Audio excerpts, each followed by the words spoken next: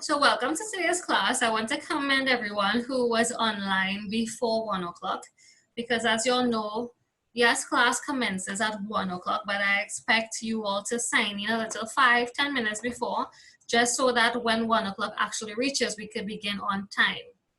So just a few things before we get into today's work. One, I sent this document that you're seeing on my screen, the May-June 2016 paper.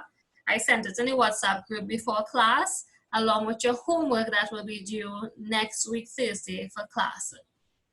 So on the agenda for today's class is that we will be doing the May-June 2016 paper, and we will also be correcting the homework from last week, which was the June 2003 paper. So as you all know, we just have about 2 more weeks of classes after this class. So your classes will close at the end of this month. So from this week and the other 2 weeks, we'll be doing lots of revision with emphasis on the multiple choice paper, since CXC has made it known that this is the new format just for this year that you all will be getting a multiple choice paper.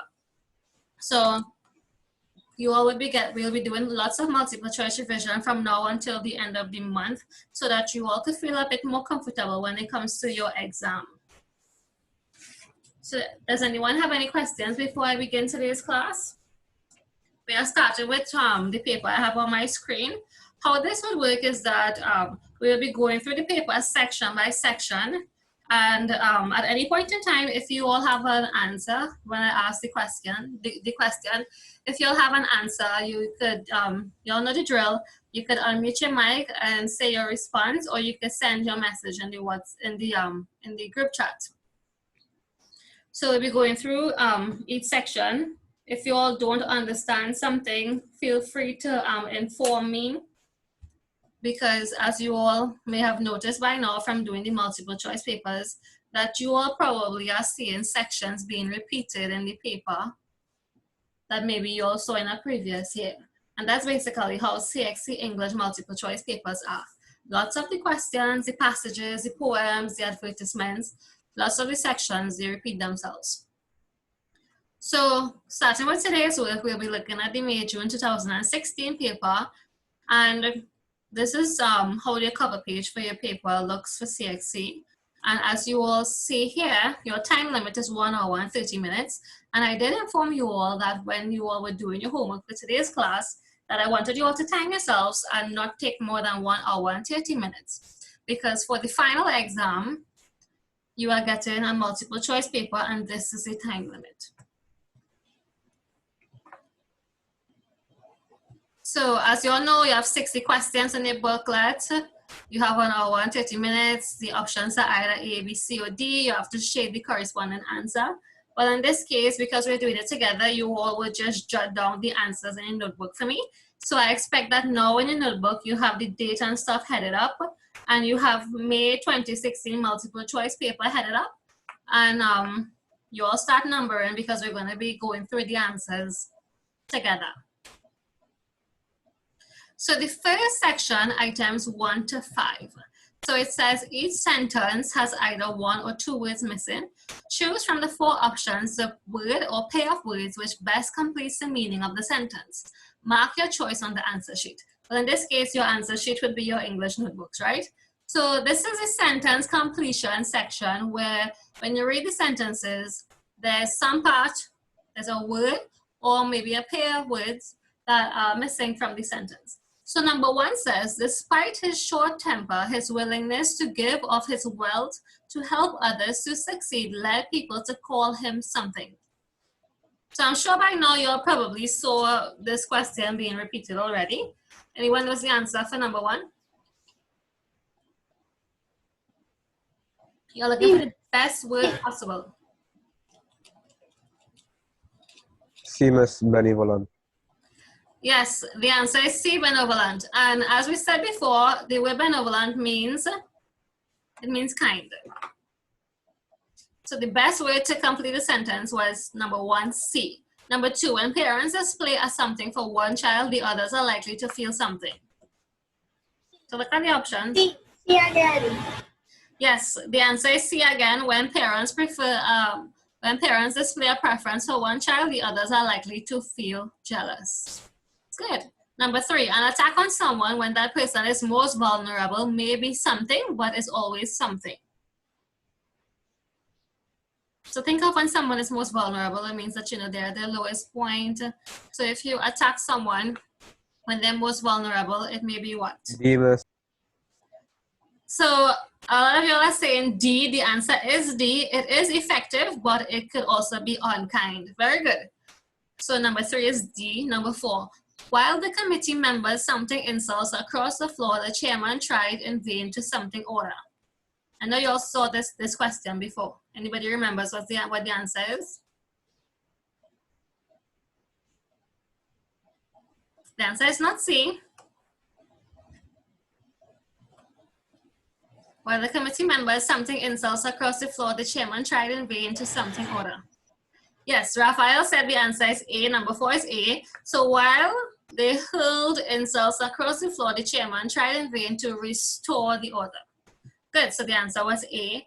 And number 5, to conclude this section, it says, to conceal his true activities, the spy quickly something a plausible excuse for his presence there. Very good, so everyone is saying A. Good, the answer is A, fabricated. So this section probably was a bit simple for you all because all of these questions in this section, they have been present in other past papers before. So you see how the questions, they keep repeating themselves. Let's move on to the other section. Your favorite section. So it says items 6 to 10. Some of the sentences in this section are unacceptable because of inappropriate grammar, idiom, or vocabulary. Some sentences are acceptable as they stand. No sentence contains more than one inappropriate element. So it says choose the one underlined part, A, B, or C, that is inappropriate. If you think the sentence is acceptable, then you all could choose D. So this is basically like the usage section, where you all have to figure out what's wrong with the sentence. So let's look at number 1. Number 1 says, there's hardly a point to our knocking as no one is not at home. And I'm seeing everyone is saying C. C. Very good. The answer is C because of the double negatives in the sentence with no one and not at home. So very good. The answer for number 6 is C. Number 7. Had they not been forewarned, they might have joined the queue, not knowing that gas was not on sale at that station. Number 7.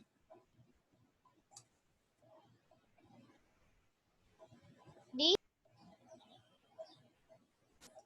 B? No. A.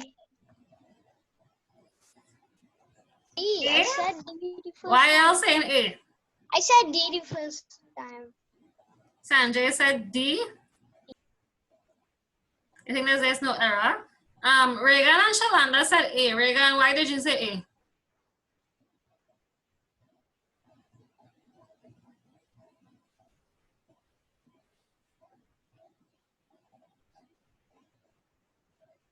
This sentence is similar to question 6. But Reagan said she chose A because it doesn't sound correct. A is actually correct, Reagan.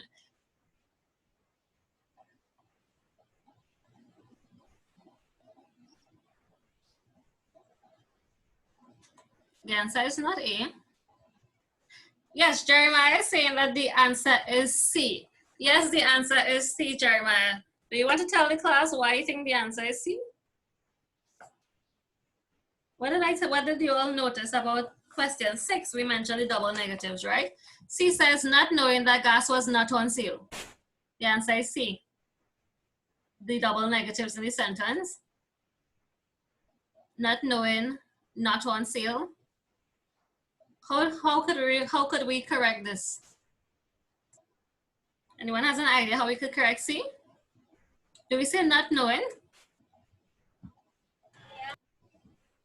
No. We say unknowing. So number 7 is C. Number 8 says, the problem with the students is that they arrive late, gives no excuse, and are rude when spoken to. Anybody knows the answer for number 8? Is B. What's the answer, Alicia? B. Yes, the answer is B. It's supposed to be give and not gives. Very good. And number 9 says, June prefers to lie in bed, not wanting to go to school, nor does any work. C. D, I think is D. No, I said C. The subject of the sentence is June, which is one person. June does. That's correct. C is actually correct. Do you remember what I said, that the verbs in the sentences need to look alike? So for example, wanting ends in ing. So what's supposed to happen to lying? It says to lie. This is in the infinitive form. So June prefers lying in bed. So number 9 is supposed to be lying in bed. So the error here for number 9 is A. And number 10 says the biased reporter is concerned not so much with the truth of what he writes as with its credibility. What do you think is wrong with this sentence?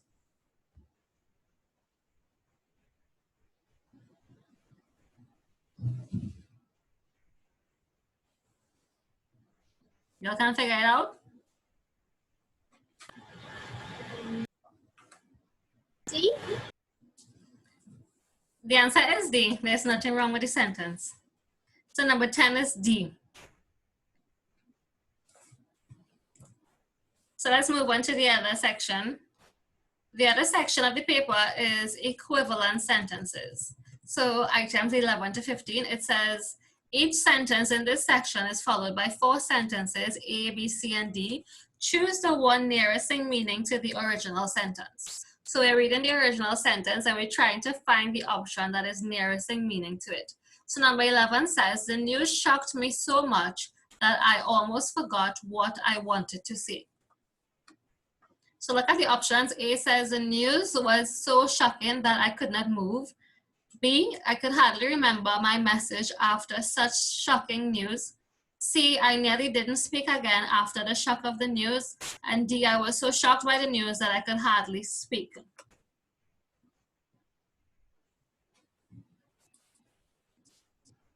So I'm seeing some options. The answer is B. Good, very good. The answer is B. I could hardly remember my message after such shocking news. Very good. Number 12 says, if students' efforts are rewarded, they will be encouraged to work harder. So A, B. students must be encouraged to work hard. B, if students work harder, they will be praised for their effort. C, students whose efforts are compensated generally work better. And D, if students are praised for their efforts, they usually work harder. Sandra, D you have as an in answer? dog. Yes, the answer is D. If students are praised for their efforts, they usually work harder. Very good. Number 13, no right-thinking person who has lived in the country will fail to understand my disgust at noise. A says every right-thinking person will understand my disgust at noise in the country. B, noise in the country is as disgusting to me as it is to all right-thinking people. C, my disgust at noise will be understood by any right-thinking person who has lived in the country. And D, it is inconceivable that a right-thinking person in the country could fail to understand my disgust at noise. C. D, miss. So everyone, Shalanda says C, yes. Sorry, Shane says C. Raphael said C. Yes, the I answer for said number C. 13 is C. Very good. Number 14. It says the youth of the country need to organize themselves into cooperatives in order to support the Prime Minister's drive for self-sufficiency. Option A, cooperatives are the only means by which the Prime Minister's plan for self-sufficiency could be achieved by the youth. B, the youth should show their support for the Prime Minister's plans for self-sufficiency by organizing themselves into cooperatives. C, the Prime Minister advised the youth to get into cooperative groups so that they could support his plan for self-sufficiency. And D, in order to support the plan for self-sufficiency, the youth need to organize themselves and cooperate with the Prime Minister. So 14, everyone is saying B. Yes, the answer for 14 is B. 15. The Europeans who were not well off were those who came to the West Indies in search of wealth. A says Europeans settled in the West Indies because they were told that they would become richer.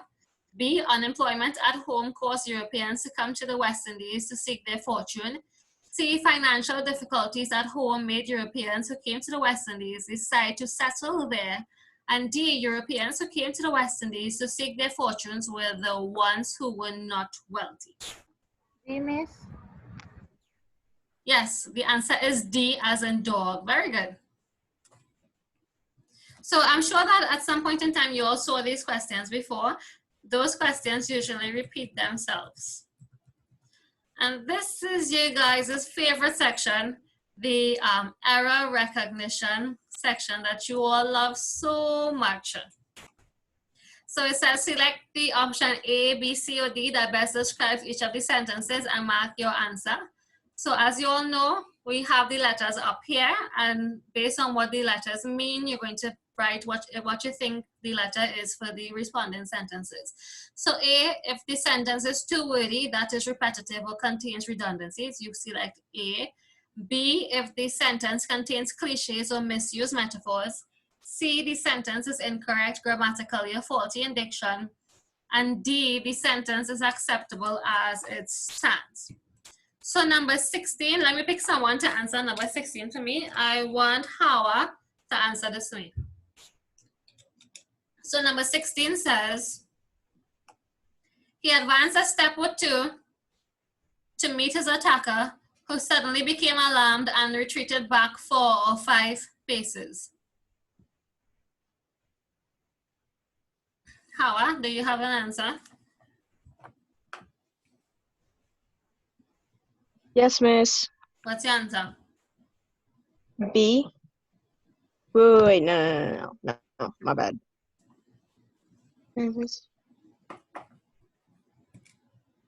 D. Not D. Sanjay, could you Sanjay not pen spamming your A. answers like that? Hawa, what do you It's have? Sanjay spamming A. Hawa is answering this question. Hawa, if you tell me A, you have to tell me why. Option A says it's too wordy, that is repetitive or contains redundancies. So what's being repeated or what's redundant in the sentence for you to put A?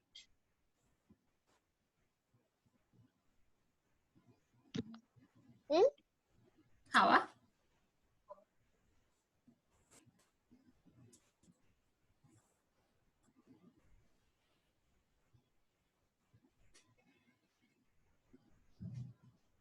It seems as though we have lost Hawa.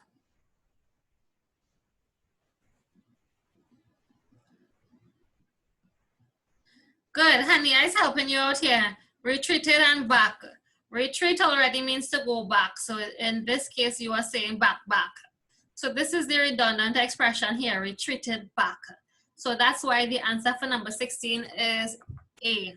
Thank you, Hania. Number 17 says, traffic bottlenecks must be ironed out if we are trying to prevent giant traffic congestion.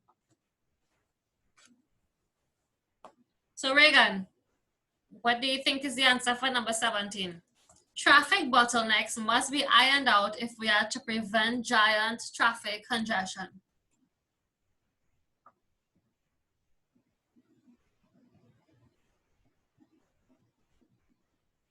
Anyone wants to help Reagan? Yes. Yes? What's your answer? A. A? Why you have A for number B. 17? I have B. Okay, let me go with someone who has A. Who has A? Tell me why you all have A. Anyone has A? I have A. Why did you select A?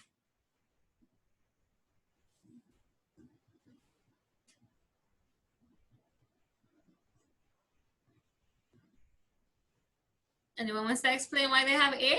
Mamadou, why do you have A? And Shane, tell me, why did you put B?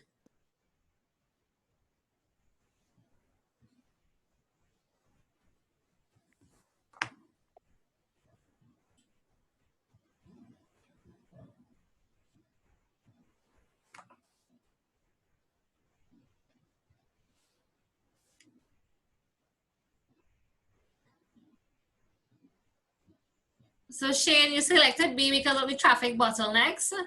Do you think that was a misused metaphor? That's why? Or you think that's a cliche? Reagan, why did you Cliche. put B?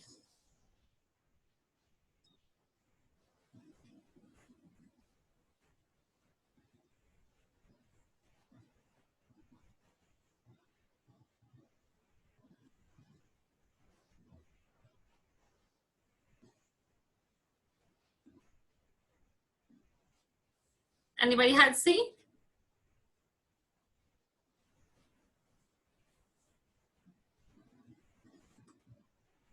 So Reagan is saying that she selected B because ironed out is a misused metaphor.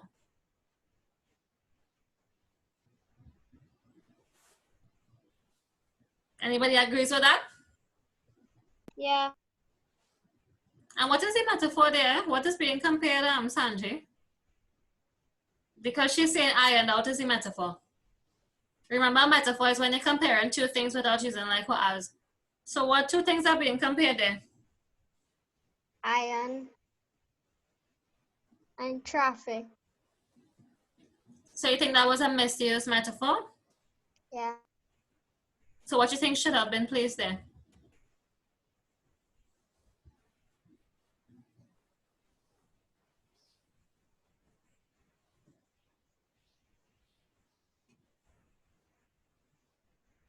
So let me help you all. C is not the answer and B is not the answer. The answer is either A or D.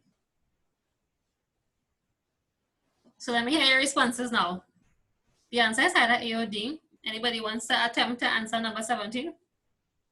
Raphael is saying A. Raphael, why did you say A?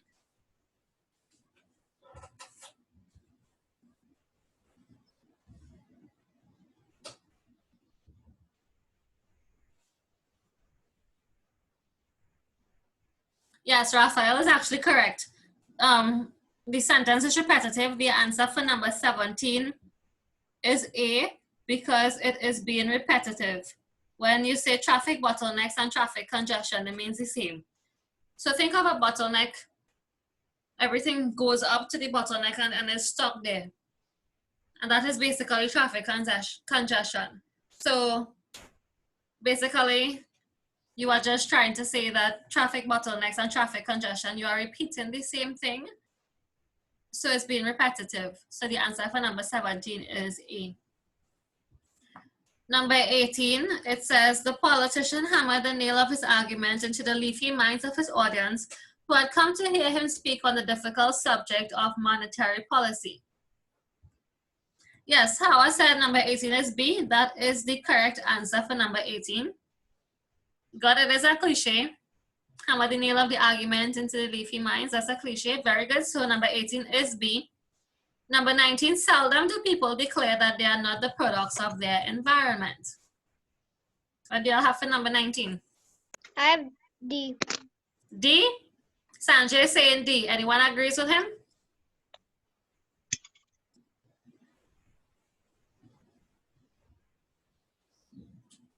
Anyone agrees with Sanjay's answer? How are you saying C?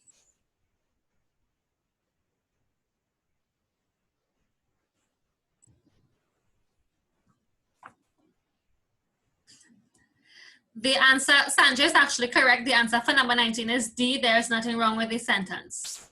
And number 20, modern approach to fitness is to adopt a holistic approach, physical, mental, and emotional. So what is the error with number 20? C. Very good, Sanjay. The answer is C. What's the error?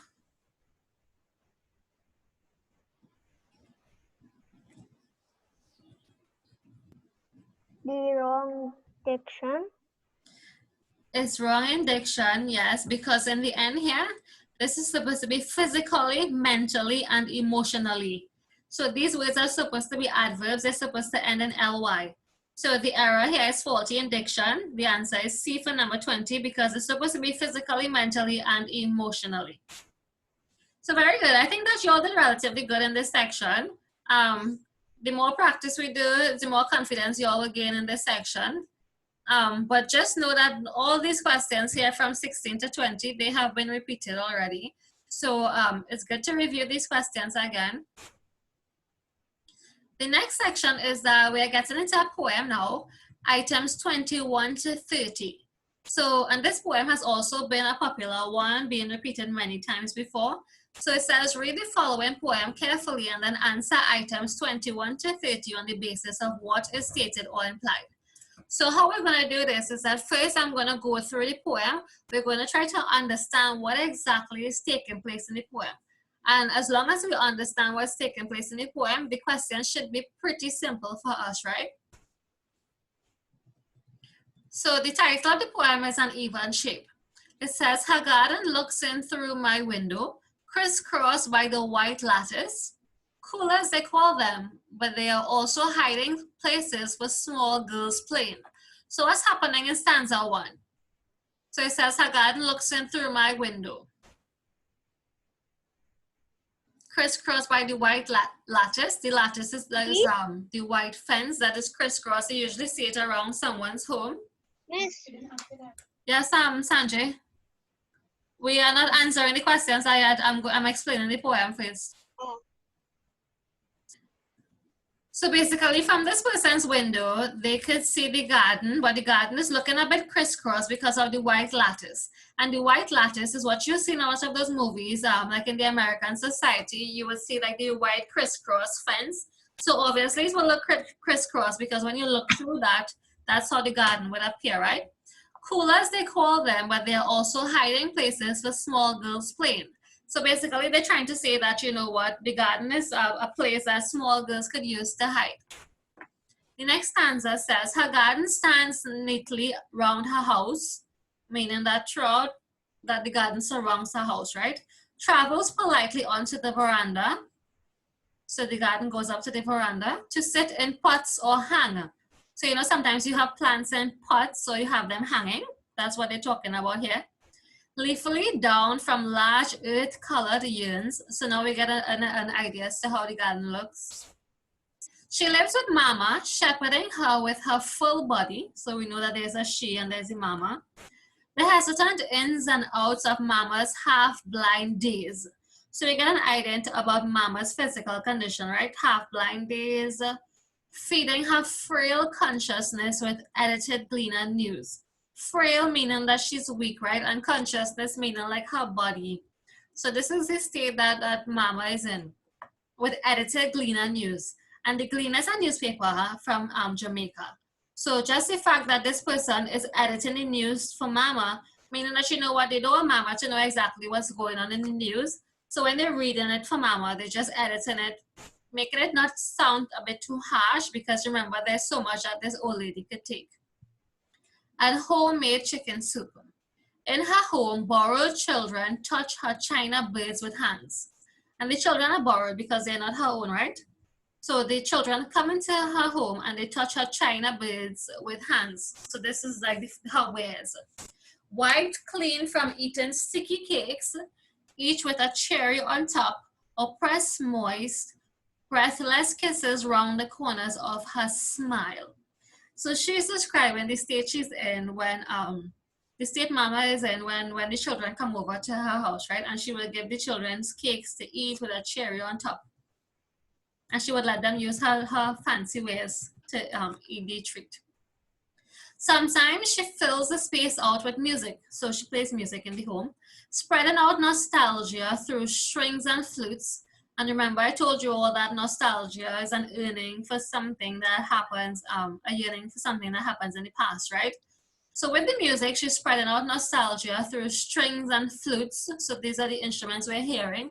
Old-fashioned love songs of Blue Moons and Forever Until. So these are the songs that she plays, right? Songs that reminds her about, you know, her early years in life. And they're old songs. Shameful peeping Tom, I sit silent in my white lattice watching the even shape of her days. And if something is even, it means that it's the same throughout, right? So they're saying the even shape of her days because all the days are the same. Yes, someone had a question. You have this one? Who's Galaxy S10 who did not name yourself? You raised your hand. You had a question?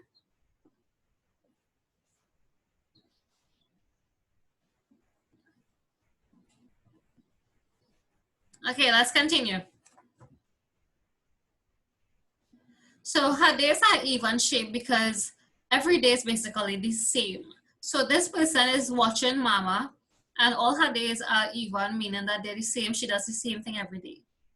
To catch just wants a wider open door behind her steady eyes.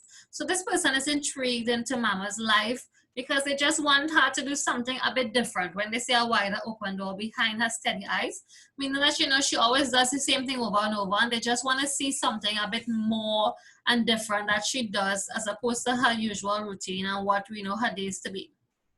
But in her green edge privacy, self-contained, she keeps the half-drawn shutters of her life open just so, and mocks my greed and restlessness with a calm refusal to be other than she seems. So mama is not letting this person into her life. She is just allowing the person to see basically, you know, the repetitiveness of her life and what she does all the time. This person is intrigued. They want to know more about mama and her life and what she does on a daily basis. But mama is, you know, she shuts off the neighbor because the person is living next to her by just being exactly who she is and not showing this person a bit more to herself. So let's look at the questions. 21 says the phrase her garden looks is an example of what? Her garden looks. Anyone here, your garden could look, your garden have eyes? What literary device is that for number 21? The person. Good, the answer is D, personification. 22, the garden seemed crisscrossed because the what? The poet was looking at it through a lattice window. The garden beds were laid out in squares. Children were walking across the garden, or the person looking at the garden was cross-eyed. A. A, very good. 22 is A because yes, the lattice is crisscrossed, so that's why it would seem that way. 23, which of the following phrases is meant to be taken literally?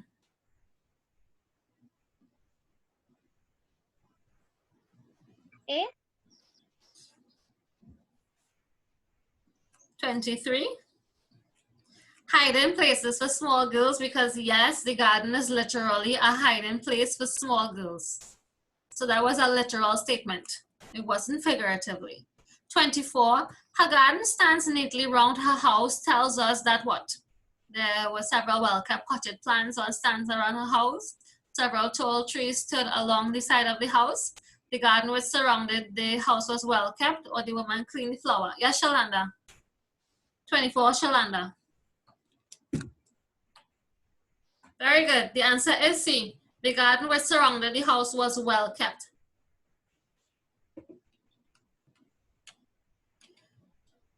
25. The poet uses the words frail consciousness in line 14 to show that mama was what? Was unconscious most of the time. She was not understanding as well as she used to.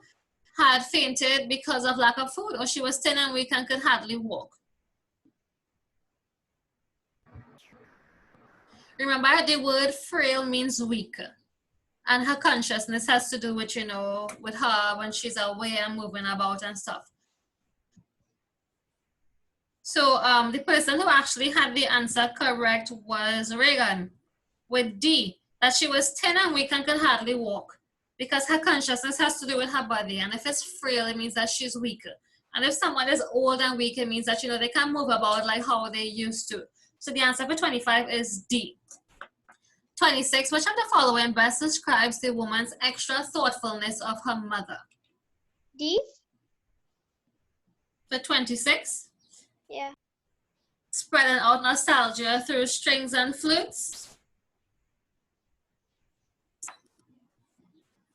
Everyone is saying A. Why are y'all saying A? A says she lives with mama, shepherding her with her full body. Just remember, it's the extra thoughtfulness of her mother. So the woman's extra thoughtfulness. The best option there was D because she is playing music for the mom.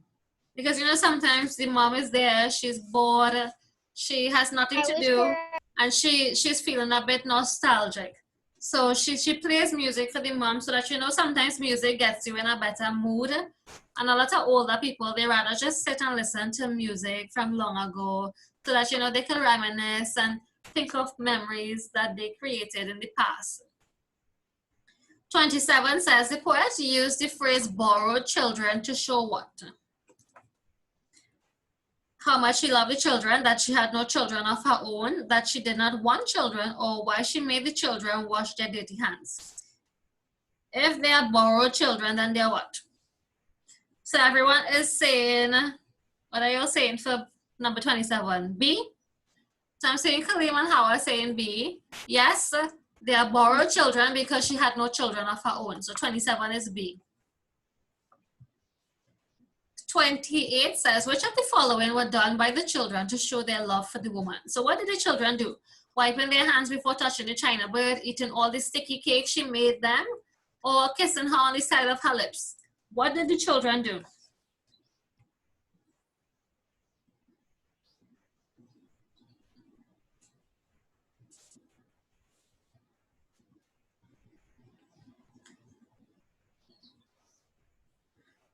So I'm seeing everyone is saying C. C says 2 and 3. A, Miss. E. So some of y'all are saying C, some of y'all are saying B. Sanjay, what did you say?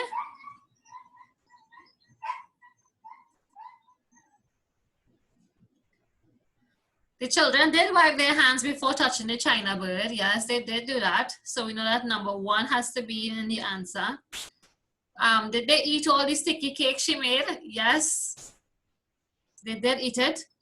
And kissing her on the side of her lips. Yes, Kaleem is correct. The answer is D. 28 is D. All of the above, 1, 2, and 3. 29 says lines 23 to 26 suggest that the woman A, loved to play music loud, was a musician in an orchestra, enjoyed listening to happy music, which tells of love, or she spread all the musical instruments around the house. What does 29 tell you when they said she spread the music throughout the house? Y'all do this all the time. Yes, when y'all spread music throughout the house, it means that y'all are playing the music loud. So the answer for 29 is A, because when the expression says spread music throughout the house, it means that every part in the house that you go to, you will hear the music. And this would happen because of how the music is being played so loudly. So the answer for 29 is A. And number 30 says, the word nostalgia tells us that the music, A, would last forever, B, was played on strings and flute, C, reminded us that the moon was once blue, or D, brought back pleasant memories of long ago. B, Miss. Not A. I'm saying Hania is saying D. Yes, the answer is D. Brought back memories of long ago, because the word nostalgia means a yearning for something that happened in the past. So very good. This poem was done pretty well. You all and this poem is one that that usually appears a lot to CXC. The next section is a comprehension, items 31 to 38.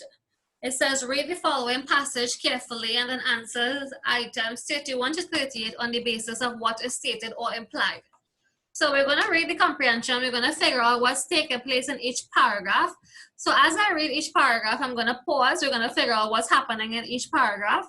And then we're going to go on to answer the questions. So the first paragraph begins by saying, Kinoan and Ioana came to the place where the brush houses stopped and the city of stone and plaster began. The city of harsh outer walls and inner cool gardens where a little water played and the bougainvillea crusted the walls with purple and brick red and white. They heard from the secret gardens the singing of caged birds and heard the splash of cooling water on hot flagstones. The procession crossed the blinding plaza and passed in front of the church. It had grown now, and in the outskirts, the hurrying newcomers were being softly informed how the baby had been stung by a scorpion, how the father and mother were taking it to the doctor.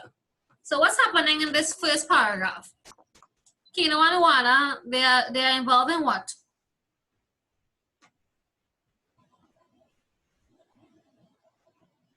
What's taking place in this first paragraph?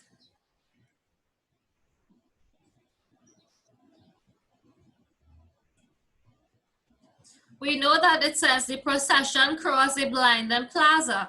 So it seems as though they are taking, Sanjay, we're not answering the questions. I'm reading each paragraph and we're going to try to understand what's taking place in the paragraphs first. So in the first paragraph, we know that they are involved in a procession. And a procession is like a march or a parade where there's a huge gathering of people. So sometimes we have processions for like funerals or like even for weddings, like when part of the wedding is when you have to walk down the road and so on. So we know that Kino and Uwana, now they have reached, they were walking in this procession and now they reach a different part of an area. And they said that they have reached where the city of stone and plaster began. And they are basically describing what they're seeing, right? And they're saying that the procession had now passed in front of the church. And they're giving us an idea about the newcomers. So I'm guessing that Kino and Iwana, they are not from this place that they're at. They were being informed about how the baby had been stung by a scorpion and the father and mother were taking it to the doctor. So we're getting into a little bit of gossip there. The next paragraph says, and the newcomers, particularly the beggars from the front of the church who were great experts in financial analysis, looked quickly at Iwana's old blue skirt, saw the tears in her shawl, appraised the green ribbon on her braids, read the age of Kino's blanket and the 1,000 washings of his clothes, and set them down as poverty people, and went along to see what kind of drama might develop. So we know that there are beggars in front of the church, and the beggars are basically saying what about Kino and Iwana? That they're what? They're saying their clothes are washed a lot of times. Yeah, the beggars have even figured out that Kino and Iwana, they are poor. So it says the 4 beggars in front of the church knew everything in the town. They were students of the expressions of young women as they went into confession, and they saw them as they came out and read the nature of the sin. They knew every little scandal and some very big crimes. They slept at their posts in the shadow of the church, so that no one crept in for consolation without their knowledge. So we know that these beggars, they basically never left in front of the church, right? They were always situated in front of the church. So they knew everything that was taking place in the church, who came in for confession, who left and whatnot. And it also goes on to say, and they knew the doctor. They knew his ignorance, his cruelty, his avarice, his appetites, his sins. They knew his clumsy abortions and the little brown pennies he gave sparingly for alms. So we get an idea that maybe, you know, everyone, they're talking about this doctor. So in the first paragraph, they told us that some parents were carrying a baby who got stung. Now we know that Kino and Iwana are here, and maybe they're going to see the doctor. And how is this doctor being described? He's ignorant, he's cruel. They mentioned his avarice, which means that you know that he is very greedy. He talks about his greed, his appetites, his sins. The next paragraph said, they had seen his corpses go into the church, meaning that, you know, his corpses, meaning the doctor's corpses. So people who went by him, maybe a lot of people died. Because they said that he had abortions as well in the previous paragraph. And since early mass was over and business was slow, they followed the procession, these endless searchers after perfect knowledge of their fellow men, to see what the fat, lazy doctor would do about an indigent baby with a scorpion bite. So we know that they're bringing this baby to the doctor because the baby got a scorpion bite. The scurrying procession came at last to the big gate in the wall of the doctor's house. They could hear the splashing of the water and the singing of caged birds and the sweep of the long brooms on the flagstones. They could smell the frying of good bacon from the doctor's house. So we get an idea about how the doctor's house is. There are caged birds singing, there's a big white gate. The last paragraph says, Kino hesitated a moment. This doctor was not of his people. So the doctor's house is being described as this big house, right? And we know that Kino and Iwana, that they are poor based on the description that the beggars outside the church gave us. So when they say the doctor was not of his people, it means that, you know, mainly because the doctor was rich and Kino and Uwana, they weren't rich and they didn't belong to that class of people. This doctor was of a race which for nearly 400 years had beaten and starved and robbed and despised Kino's race and frightened it too, so that the indigent came humbly to the door. So when they're talking about Kino's race, how the doctor was of a race that beat them and robbed them and starved them for 400 years, we're talking here about slavery. So we know that the doctor is white and Kino is black. Kino felt weak and afraid and angry at the same time. Rage and terror went together. He could kill the doctor more easily than he could talk to him. For all the doctor's race spoke to all of Kino's race as though they were simple animals. And as Kino raised his right hand to the iron ring knocker in the gate, rage swelled in him, and the pounding music of the enemy beat in his ears, and his lips drew tight against his teeth. But with his left hand he reached to take off his hat. The iron ring pounded against the gate. Kino took off his hat and stood waiting. Coyotito moaned a little in Ioana's arms. So this is the name of the child. And she spoke softly to him. The procession crowded close the better to see and hear. So we know that Kino and Ioana, they're carrying their child who got stung by the scorpion to see this doctor. But how is Kino feeling about the doctor? The last paragraph there. How is Kino feeling about the doctor?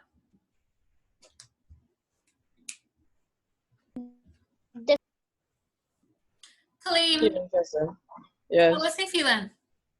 he didn't trust the doctor. Yes, hesitated. I'm not on the questions as yet, Kaleem. I just want to know from based on this last paragraph. I didn't see the answer, you know, miss. Oh, okay, good. So just based on this last paragraph, how is Kino feeling about this doctor? You think he likes this doctor? No, And why he said no? because he felt weak and afraid and angry at the same time. Mm-hmm. And then he even brought up. It said that he wanted to kill the doctor more easily than he talked to him. And where all this hate stem from? What? And where you think all this hate came from? Why do you think he hated the doctor so much? Because he was racist. Because yes, they did say the doctor was of a race for which nearly 400 years had beaten and stabbed and robbed and despised Kino's race. So because of the racism that exists in society, this is why Kino was a bit hesitant to go by this doctor. And this is why he felt so much anger. Because it's like, you know, he's going to someone who did his people a lot of wrong in society and who ill-treated them. So let's get to the questions and see if we understand what's happening here. 31 says, the writer uses secret in line 4 to describe the gardens because... So why would something be described as a secret? Because it's what? A, they were hidden from the view, many treasures were concealed there, the occupants whispered there, or many people did not know of them. Anyone knows for 31? Why do you think the word secret was used to describe the garden?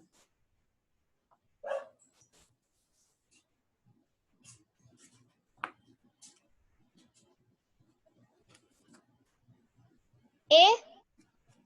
The answer is A, because they were hidden from the view.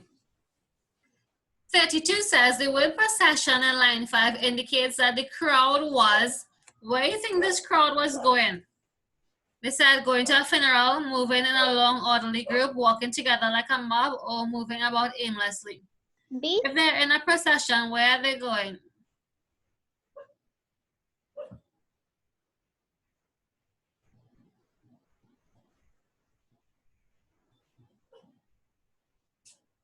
Think of a crowd and you are describing the crowd as being in a procession. What did I tell you all about the procession? It's like a huge group of people, they're walking together, right? But where do you think the crowd was going? Raphael says a funeral. Yes, the answer is a funeral because that's exactly where they're going. They were mentioned in the church next door. 33 says, Which of the following statements is not true about the beggars? So remember the beggars who were sitting in front of the church? It says A, they were inquisitive about people. B, they knew about human nature. C, they had a good relationship with the doctor. Or D, they knew everything that went on around them. So which of the following is not true about the beggars? So I've seen Raphael is saying yes. C is the answer again. They had a good relationship with the doctor. That wasn't true. That was false because they didn't like the doctor. 34 says, in the passage, the expression great experts in financial analysis means that the beggars were what? In financial analysis means that they could figure out, you know, if you had money or not, right? So which one of the options you all think would be the best answer? How I say in A, yes, A is the answer. They could immediately determine the rich from the poor. So they were experts in financial analysis. Very good. 35 says, the description in paragraph 2 conveys to the reader the impression of what? So paragraph 2 is when they were getting into the reality of the situation, describing, you know, how Joanna and Kino were dressed. They were talking about a lot about money and stuff. And remember, they were describing them as newcomers, so they didn't really belong there. So what y'all think is the best answer for 35? It's not A, Hawa. C? Yes, we're gonna say in C. The answer is C. They were talking about a lot about harshness and poverty that exists in the society. 36 says, according to the passage, Kino hesitated a moment because he what? So why when he reached there, why did he hesitate when he reached there? Was it because he had to calm his anger and hatred? He was afraid to approach the doctor. He wondered whether he had enough money, or he wanted to kill the doctor with his bare hands. So why did he hesitate a bit before he reached there? Fear and hatred versus A. Yeah, the answer for it is actually A. He had to calm his hatred, his anger and hatred. So he had reached there, but he hesitated to ring the bell to go in because he needed to calm himself a bit before he even approached the doctor because of how he was feeling, all these strong emotions. 37, in the passage, the sentence, this doctor was not of his people, suggests that the doctor was what? Did not respect Kino's people, did not understand Kino's people, was not born in the city as Kino was, or he came from a different background from Kino. So I'm seeing everyone is saying D. Yes, the answer for 37 is D. He came from a different background from Kino. 38 says, which of the following is not illustrated in the passage? So A, the kindness of the beggars. B, the curiosity of the city people. C, the suffering of Ioana and Kino. Or D, the contrast between the rich and the poor. So which of the following we did not see in the passage?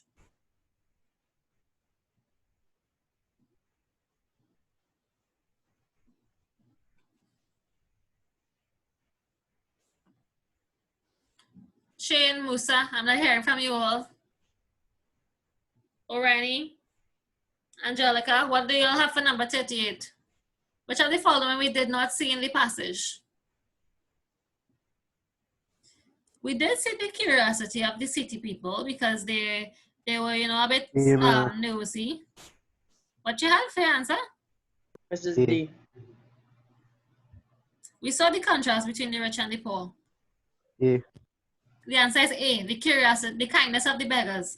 The beggars weren't kind at all. The beggars were just there to scan people immediately to see if they're rich or poor, so they'll know if to harass them for money.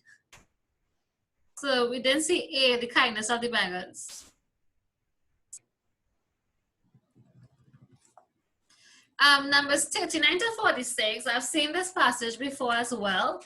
This is an interesting passage because this passage talks about how the casinos and the gambling were introduced to the Caribbean. So let's read this passage. It says, more than a quarter century ago, we were forced to wrestle with the thorny issue of casinos and the supposed ills and benefits which flow from them. Because we know that, you know, there are a lot of benefits and, you know, disadvantages when it comes to casinos being present in society. In the end, a sensible solution emerged, allow some to remain while controlling their growth. Interestingly, we may argue about casinos, but we have given the green light to arcades where people gamble day and night. So what's the issue that they are addressing here? They're talking about that, we're arguing about casinos, but we give the green light to arcades where people gamble. So they're saying that, casinos are bad because of the gambling, but then the writer is saying here that, okay, you all say that casinos are bad because of the gambling, but it's basically the same thing. You all give the green light to arcades, meaning that the arcades get permission to be set up in society. But it's basically the same thing because in an arcade, people gamble as well, and they do this day and night, just like in a casino. Some Caribbean governments have seemingly opened the door to yet another round of possible emotional debate with the decision to allow cruise ships lying at anchor to operate their casinos in their waters. Is this move a prelude to opening casinos on land? So they're saying here that, the argument is that casinos aren't allowed. But some Caribbean governments, they're allowing cruise ships to settle in the waters, and the casino is open for people to participate in. So they're saying, okay, but you all encouraging cruise ships to come with the casinos. Is this that you all are hinting that maybe soon the casinos will be open on land since they're already in the sea? The next paragraph says, supporters of casino gambling have always said that casinos can and do function in a country with the moral decay that is routinely associated with them. Like most things, the pros and the cons about casino gambling are grossly exaggerated.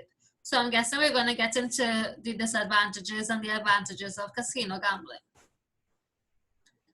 Those who favor them argue that casinos on land should be seen as another attraction that can be added to the country's tourism industry if prudent controls are imposed.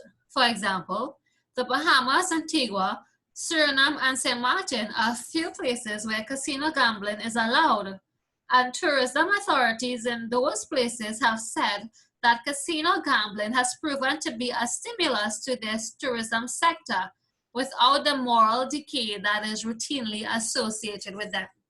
So they're saying here that, this casino gambling is not part of a tourist attraction. This is things that people could come to the island to do because it is allowed.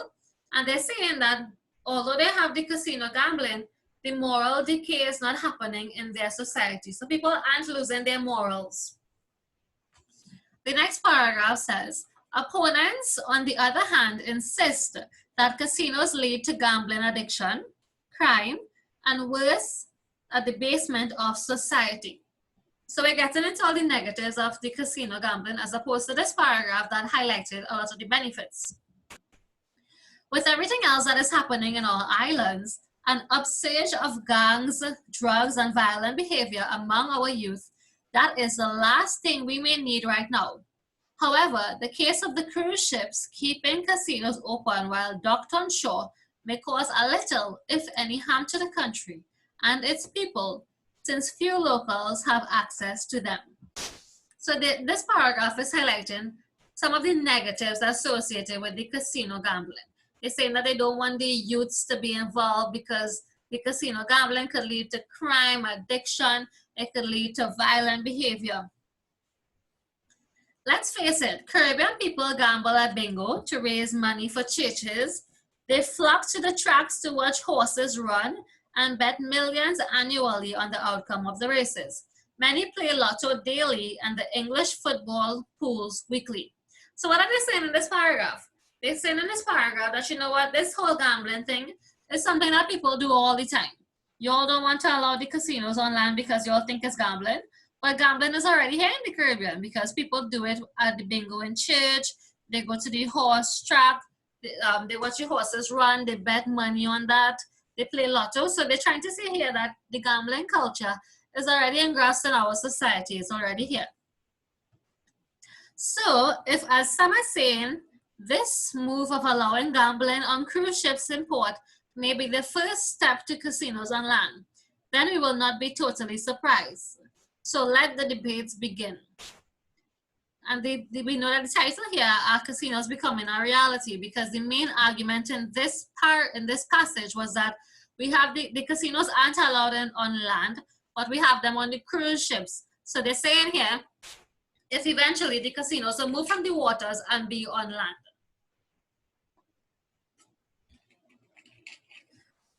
So anyone has any comments or questions about this passage?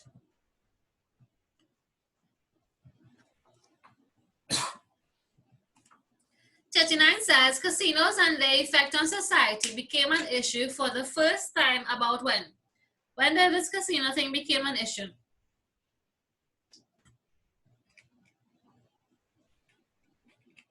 And they get the specified time here. When we go back up to the top here, they said more than a quarter century ago. How many years is a century?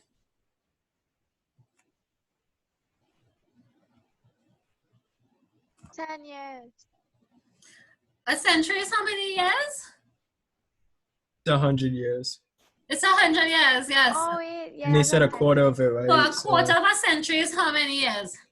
25, so C. It's 25. So the answer is C, over 25 years ago. 40, how was the issue of casinos dealt with at the time mentioned? So during this time, when they talked about the casinos, how was the issue dealt with? So were they not allowed? Were many casinos remained without being monitored, or most casinos remained while their growth was monitored, or some casinos remained while their growth was monitored? Did majority remain or just most remain?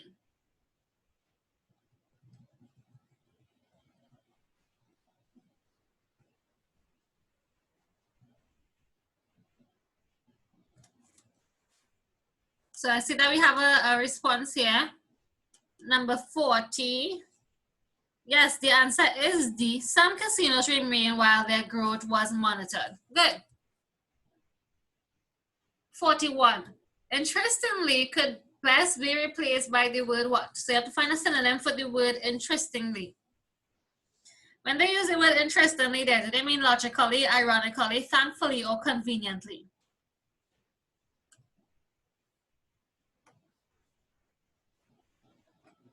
For 41, when someone say interestingly, how do they use that word usually? The answer is not D.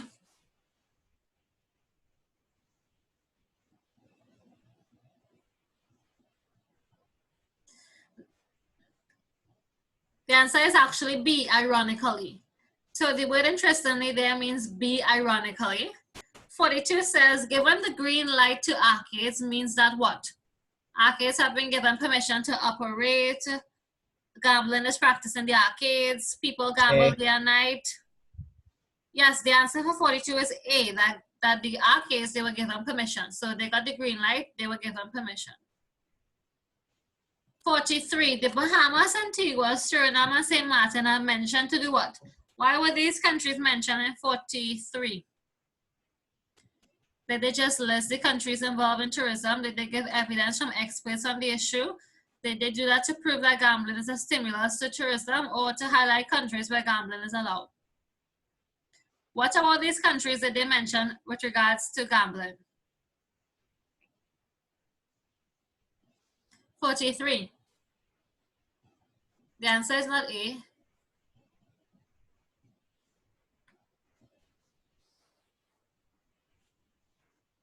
The answer is actually not D. 43, yes, Shalanda is correct. The answer is C. To prove that gambling is a stimulus to tourism, because they said that these are the countries where it is allowed, but they mention it because it actually encourages the tourism on the territory. 44, an expression the writer uses to introduce an opposing view in line 16 is, so if you want to show the opposite, what do you do? Do you say in addition, for example, like most things, or you say on the other hand? From argumentative writing, what do you use to introduce the opposite? Yes, 44 is D, you say on the other hand. 45, which argument below is not used in support of casino gambling? So does it, A, degrades the values of society, B, it can be beneficial if controlled wisely, C, it can be used as another tourist attraction, or D, it is part of everyday life of the Caribbean? Just remember that it says which of the following is not used in support of casino gambling. So it is not used.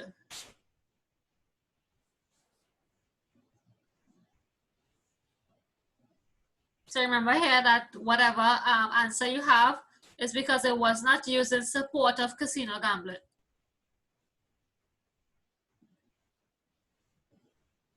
The answer is not B and it's not D. Just remember, they say in support of casino gambling. The answer is A. It degrades the values of society. Very good. 46. To what does, that is the last thing that we may need right now, refer to? Is it A, everything else that is happening in our islands? B, an B? upsurge of gangs? What did you say, Sanjay? B. Yes, the answer is B, an upsurge of gangs, drugs, and violent behavior among our youth. Because remember, they were saying that if the casinos are prevalent in society, these are the things that would happen, and these are the things that would escalate. Very good. This last comprehension, before we reach the advertisement and we close this paper, this one, it says, read the following passage carefully and then answer the items on it. It says, music too loud, I can't study. And I'm sure at some point in time you all have encountered this, where someone is playing the music too loud and you all can't study. It could be in your own home, maybe your neighbor, you live close to a bar. So they're saying here, music too loud, I can't study. So we know that this is probably a student writing this because they're saying that they can't study. So it says the editor. So this person is writing to the editor about why they can't study. And the reason is because the music is too loud. So it says the editor, I just can't take it anymore. I just can't take the noise forced on me by a restaurant and bar located across the street. So what are they complaining about? There's a restaurant and bar just across the street from this person's house, and they're playing music. It says, the noise is unbearable and I cannot concentrate on my studies.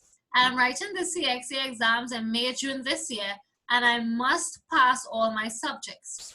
I am attending a reputable girls' school and I want to make good grades to get into the CAPE class. I work hard and every report so far indicates that I am an above average student. I want to make my mother proud. She is a hard-working woman, especially since my father passed away 2 years ago. We have been struggling to make ends meet without complaint. But I must complain now because the restaurant and bar is intent on frustrating my ambitions and the sacrifices my mother is making. I appreciate the help of the government in providing opportunities for education, but this is going to be futile unless it is possible to take full advantage of them. Can you imagine having to struggle with a math problem with thunderous noise bombarding your eardrums and everything in the house jumping up and down as if the place is haunted? Can you imagine speaking to a classmate about homework and you can't hear each other? Can you imagine stuffing cotton in your ears in order to get some sleep?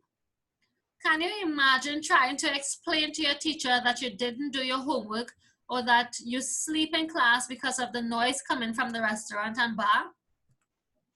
The noise coming from this place is a serious obstacle and I am unable to overcome, and I am seeking help in dealing with it.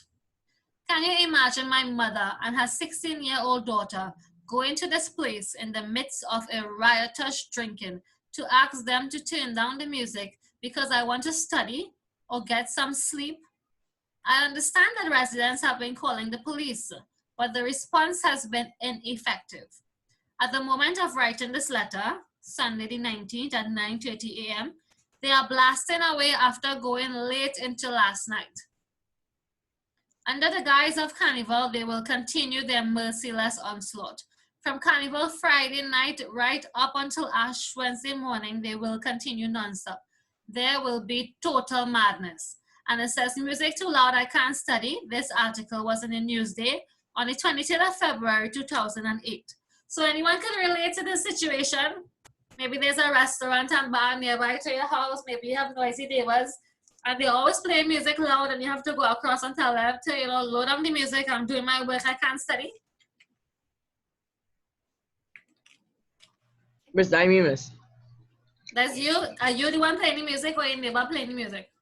As you want playing the music and people and them have the little child and they just be crying and trying to sleep and stuff, that's me. Wow, Khalil. And do you actually turn it off when they come to complain to you? When I finish, yes, yeah, but Wow. Anybody else is the one being affected by the music? So in this passage, we know that there is this child who is a girl because she said she's going to a girls' school. We know that she just lives with her mom because her dad passed away 2 years ago and they're struggling to make ends meet. And all she wants to do is just do her schoolwork. She wants to do well so that she could get into Form 6 to do CAPE. And she just wants to make her mom proud since her dad passed away and, her mom is working so hard. So she's seeking help because she's trying to find a solution to the problem. They have turned to the police. It wasn't working out. They tried to contact, and now they're trying to reach a wider audience where this child has chosen to write to the editor of the Newsday newspaper. So 47 says, I just can't take it anymore in line 1 implies that the writer is how? How is the writer feeling? If you say you can't take it anymore, how are you feeling?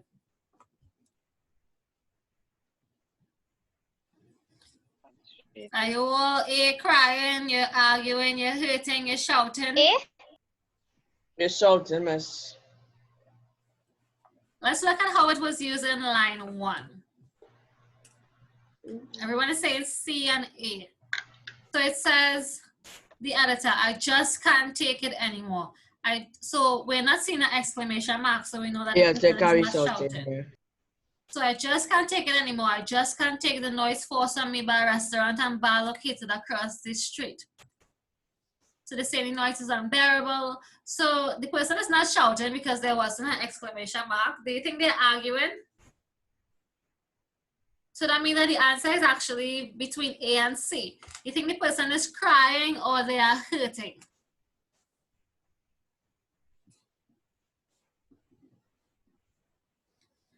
Are they hurting? What are they hurting by? I'm saying, have you all saying C? What is hurting this person? Emotion. The answer is not C. The answer is actually A. The person is crying in terms of they are crying out for help. They just can't take it anymore. They're crying, they're pleading. They want this person to intervene and fix the situation. So the answer for 47 is actually A. 48 says, the effect that is created by the repetition of I in the first paragraph can be best described as highlighting the writer's what? When they keep saying I. It's Voice? the writer's, yes, the answer is B, the writer's voice. Because we know that I is written from a first person point of view, so it is the writer actually speaking for herself. 49, which of the following language devices does the writer use most in paragraph 2 to explain her plight? So in paragraph 2 to explain her plight, what does she use? Does she use the pun, the contrast, the repetition, or the rhetorical questions? D. The answer is D. She uses a lot of the rhetorical question. When she says, can you imagine this? Can you imagine that? 50 says, which of the following words best conveys the emotion that the writer is seeking to arouse in the reader? So how does the writer want the editor to feel when the editor reads this? Does the writer want the editor to feel love, anger, horror, or empathy?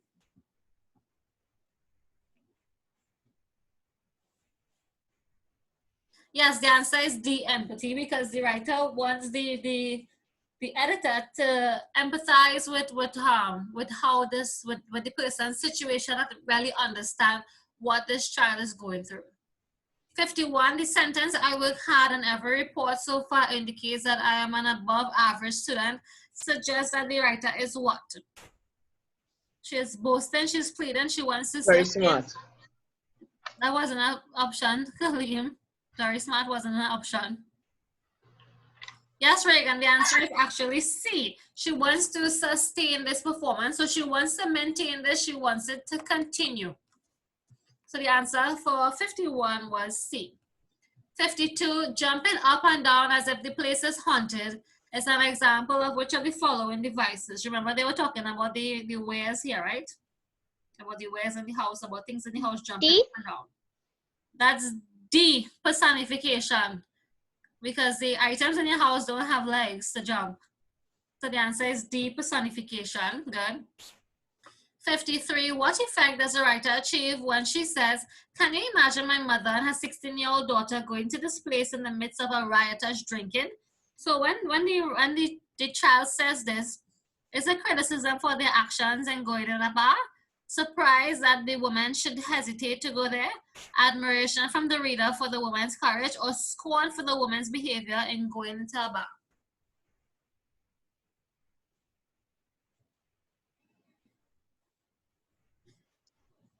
So D. what do you think that line conveys? Yes, Andre? D. D, because usually if people see like a young girl and a woman going into a bar, they'll be like, oh my gosh, why is that woman taking that child into the bar? So people will start to scorn the woman for exhibiting this behavior. So the answer for 53 is D. 54, the last line of the passage expresses the view that carnival will be more festive, the noisy atmosphere will become worse, the writer will become hysterical, or the writer's mother will quarrel with the restaurant owner. B. Yes, the answer is B, the noisy atmosphere will become worse, because it concluded by saying that carnival time was when when things will become at its worst. And to conclude this paper, I'm sure you all have seen this advertisement before with the Caribbean Miles program. So you can earn Caribbean airline miles every flight, plus when you fly, drive, or shop, you will earn miles even faster. So the membership, it says members who fly 20,000 miles on Caribbean Airlines within a calendar year are eligible for a silver membership. Flying 40,000 miles qualifies members for a gold membership, while flying 80,000 miles qualifies for an executive gold membership. So they're telling us about the silver tier membership and the gold tier membership. So this one is unique members credentials, a 3,000 miles bonus upon attainment, and this one is 5,000 miles upon attainment. This one is preferential check-in and priority boarding on all Caribbean Airlines flights, and this one is the same thing with the preferential check-in and priority boarding. Waiver of date change penalty and redeposit fee on reward tickets. The same thing here, and the next thing is expedited award delivery at no cost. And then they're giving us a breakdown about the miles program. The destination, if you're going within the Caribbean or between the South America and the Caribbean, the awards, you get a one-way upgrade, one-way economy class, one-way business class, and the miles 5,000, 7,500, and 12,000. The destination, if you're going between the Caribbean and South America, North America, you have the same thing, 10,000, 15,500, 25,500. And if you're going between Kingston and North America, you have the one-way economy class, one-way business class, 16,250 and 28,750. And it says here, South America refers to Caracas, Georgetown, and Paramaribo. Thank you for flying with Caribbean Airlines. Visit us at caribbeanairlines.com or call us and they put email and the email address. So it says this was adapted from Caribbean Miles, the Caribbean Beat, and this is a magazine that you all usually see when you go on the Caribbean Airlines plane. You see the Caribbean Beat magazine. So 55 says, what does this airline promise if a person joins the Miles program?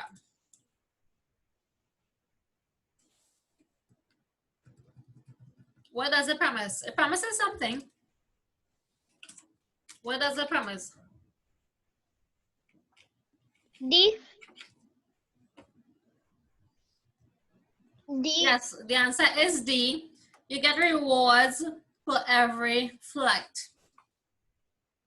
56. How many bonus miles does a silver tier member receive? A. The answer is A, 3,000. Very good. 57. To which of the following destinations can a person flying use 25,500 airline miles? So where you could go with that? D. North America. Yes, you could go to D, North America. 58. According to the ad, what should a prospective member do if more detailed information is needed about the benefits of the program? So if you require more information, where should you go?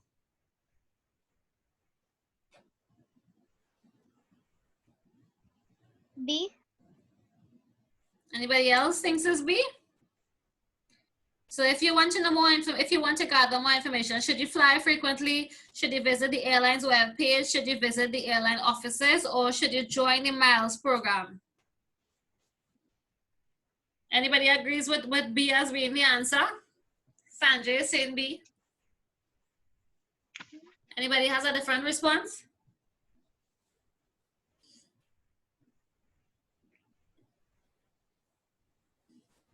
The answer is actually B. You have to visit the airline's webpage because they did put the email address at the bottom and they put the webpage as well.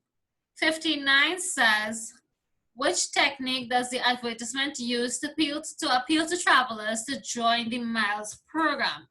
So did they use facts, A, opinion, facts. persuasive language, or personal experience?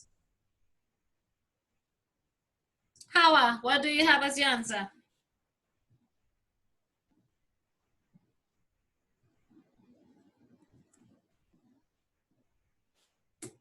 Miss persuasive language. Not persuasive language. Angelica?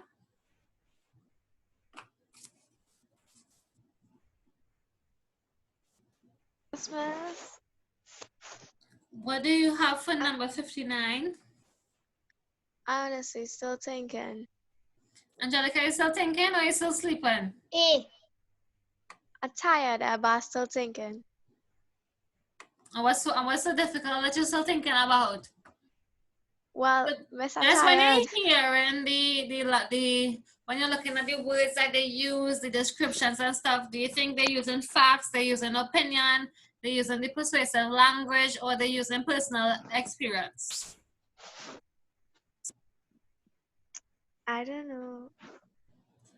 I see Shalanda and Shane helping you out here. They say that the answer is Well. A as well.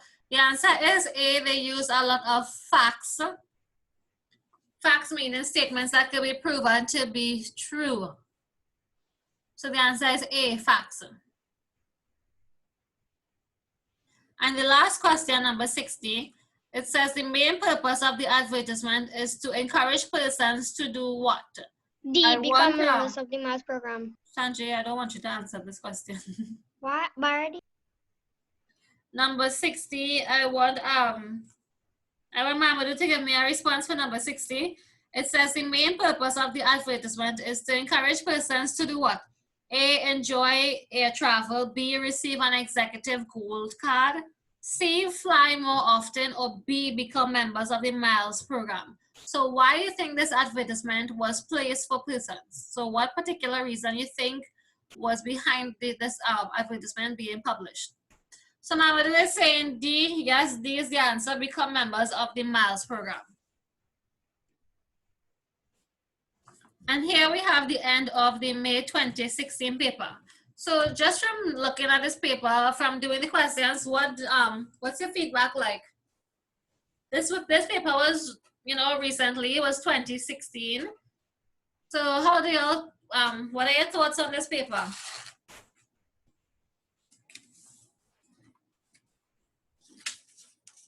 Are you feeling a bit more confident over the exam?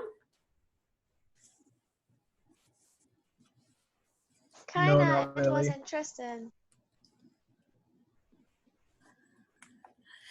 So Shalava is saying it was normal. So y'all send me your responses so I can know what you all thought about the paper. Or you can tell me your responses. This paper was just 4 years ago. So it wasn't too bad. Everybody's saying it wasn't bad. Did you all see anything being repeated that maybe you all did before in the past? Are you all seeing things being repeated? Miss, my sister said that she had this one, Oh, she had like this some one. of the questions. Yeah. Yeah. And did you all see any sections before? Like you all did any of these sections in this paper before?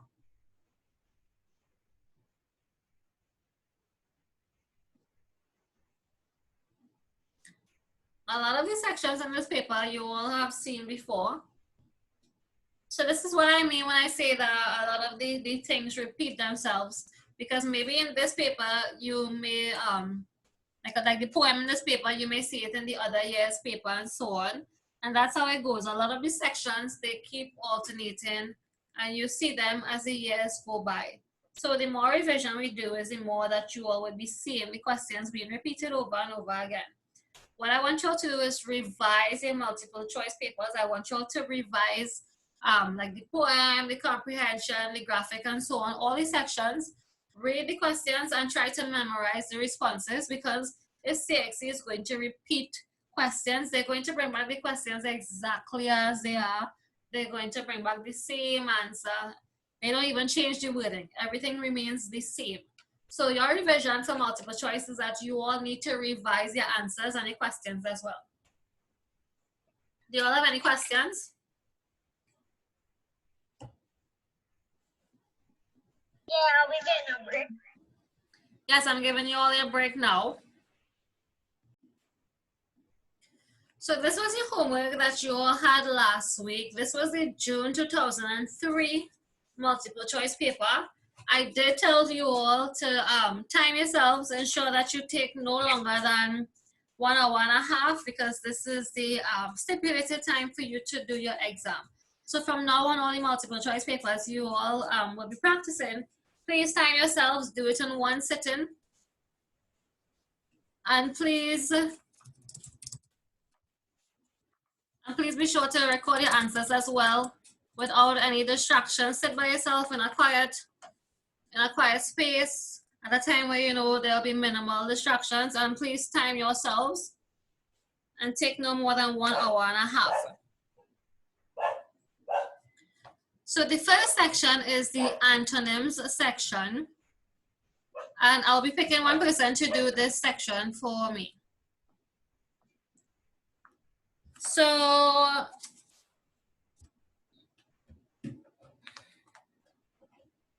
Huda, are you here? You did say that you were here. Huda will do this first section for me. Well, basically, you have to read the sentence and you have to give the antonym to the word that is underlined. So remember that antonyms meaning that you have to find the word that is opposite in meaning. So Huda, you can start with number 1.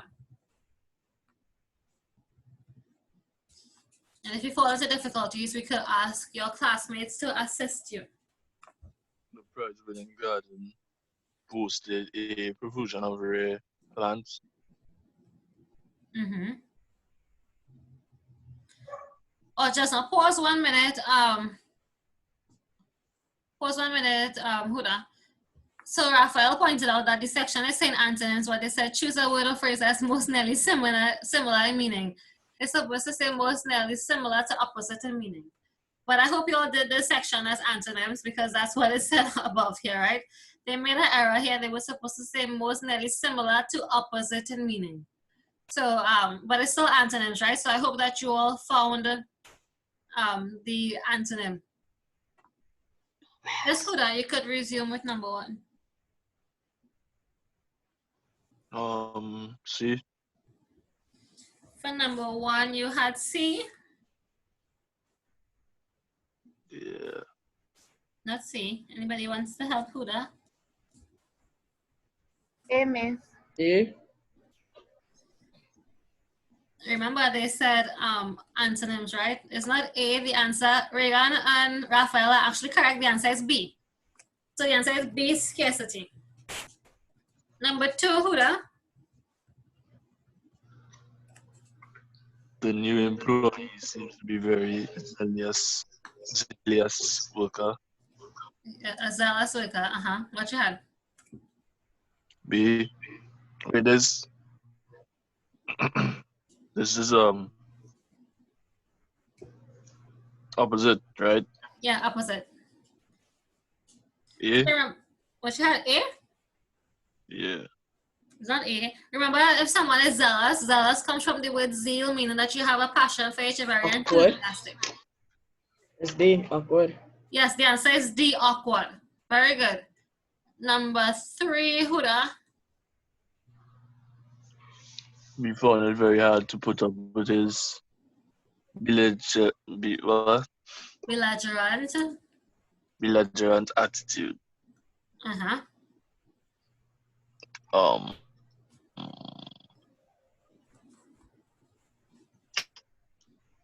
A. Yes, number 3 is A, prying. Good. Number 4. Did everything possible to thwart the efforts of the relatives to have the will probated.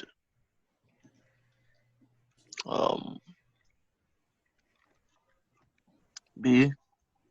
No, that's what thwart me. Well, thwart means that if you thwart something, it means that you prevent someone from accomplishing something or doing something. So C. C is actually what a next meaning for thwart. So the answer is not C. Defy. It's not defy. Weaken. Okay. Is A. It's not A. If you thwart something, you obstruct it, you weaken it, you defy it. The answer, yes, Jeremiah is correct. The answer is B, ridicule. And ridicule means to make fun. I said B.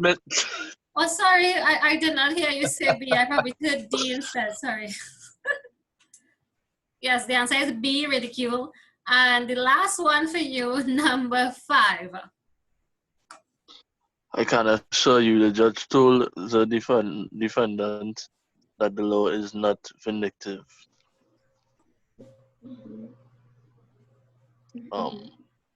D. What you put? I say D. D, vindictive means hostile. So the answer is Oh not wow. D. Okay. So it's C. Well, C means unfair, so that would be a synonym as well. My sis B. Yes, it's B, vehement. And if you are vehement about something, it means that you know you show a lot of strong feelings because you're passionate about it. So the answer for number 5 is B. All my Anybody answers here were wrong. Anybody got all correct in this section? Miss, I did similar in meaning instead of the antonyms. Oh, you did Same. similar meaning. So you didn't read the word on top that said antonym? Yeah, but you know, I read the instructions too, so. Yes, but when Either they one of do them that, could you have to pay attention to what I is don't blame said the up people. here. I gotta blame the people who make the people. But if it was in my school, my son or something like happened, they would have just give everybody the mark because they had the error like that. And you know, lots of children would have made that mistake. Yeah. Well, what CXC would have done is that on the day of the exam, they would have pointed out that the instruction was missing something. So And if they don't point it out, if the instruction says something, just pay attention to what the heading says, okay? All right. I miss if they don't point it out on the day exam. Then you all should point it out to the examiner. Okay. Yeah, if you all notice something is wrong, raise your hand and tell the invigilator that, hey, something is wrong with the instructions here. The next section is your favorite section, usage, where there are grammar rules that you all tend to forget, that you all should be remembering. So you have to figure out if there's anything wrong with the sentence or if the sentence is acceptable as it stands. So, Sandra, you could do the section for me. You're doing 6 or 10. Okay.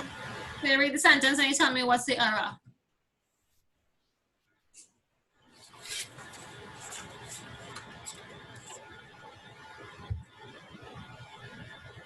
Sandra? The beginning of the journey and sitting at the front of the car made her feel worse. Mm-hmm. What you had?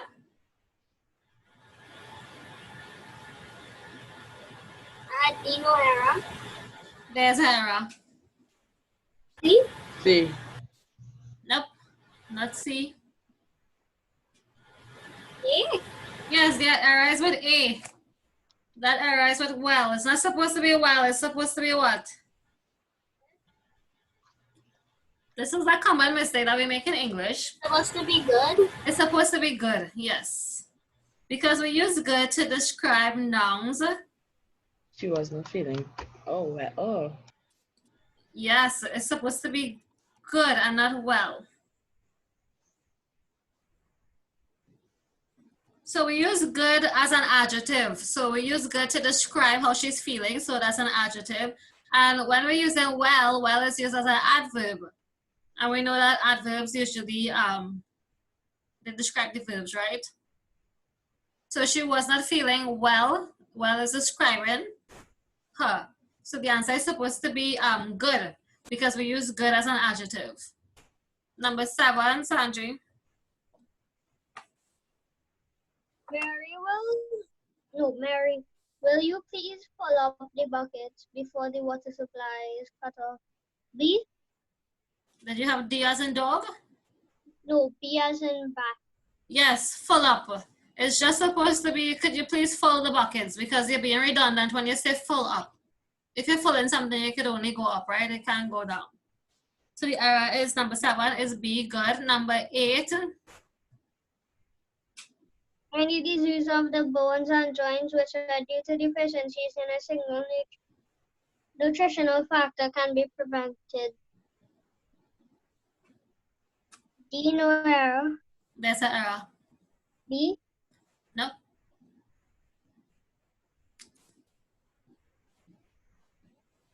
A? Yes, your classmates helping you out here. Any disease is.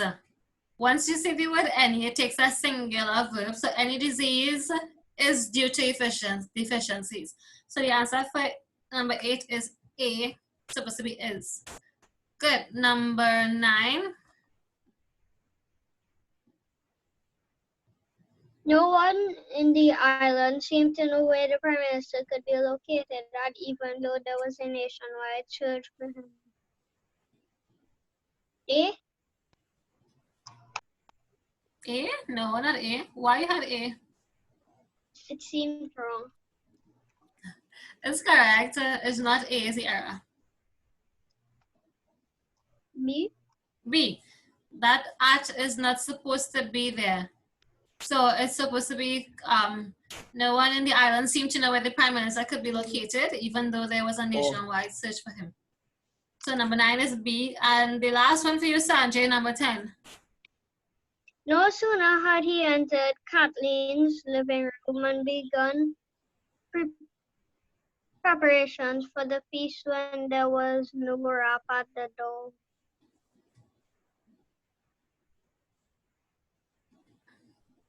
What's your answer? C? Yes, C. No sooner had always takes what? Than. So C was supposed to be than. Remember the usage rule with no sooner had, it will always be followed by than. So the answer for number 10 is C. Anybody got all correct in that section? 6 to 10? One wrong? Yeah. 1 wrong, monsieur. Very good. 2 wrong? And well, we now reach the first 10 questions, right? So y'all shouldn't be getting more than 2 wrong in the first 10 questions because the paper now start. The next section is equivalent sentences, where you have to read the original sentence and try to figure out which sentence is nearest in meaning to the original sentence. So for this section, you're just going to read the original sentence to me and tell me what letter you had as your response. So I want Bala to do the section to me. Starting with number 11. Since I went to the shop yesterday, I do not need to go there today. So I'm gonna just read all the options also, okay? You just tell me the letter you had for it. I had B. B? Not B. Yeah.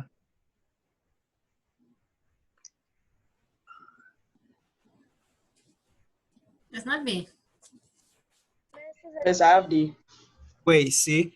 Yes, the answer is C. Having gone to the shop yesterday, I do not need to go there today. Good. Number 12. Despite bad spelling may not be to some, but it is the mark of a second-rate writer and creates an unfavorable impression of his work. I had D for that one. You had what? D for that one. D? Yeah. No, not D. It's B. It's not B, actually. C? C. The answer is C. 12 is C. Although it may be of little consequence to some, bad spelling classifies a writer as a second-rate and gives a poor impression of his work. So for number 12 is actually C. Number 13.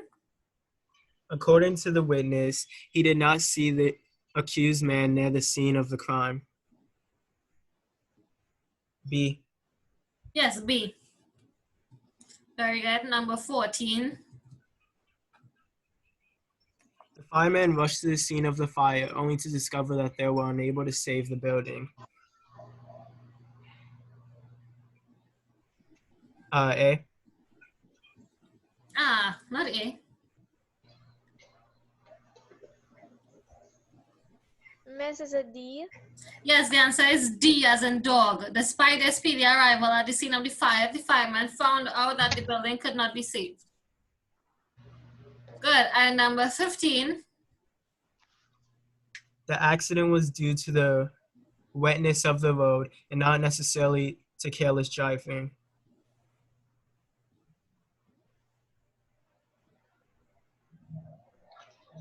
B. What you have, Bala? B. B as in boy? Yes, miss. No. Well, then C. No.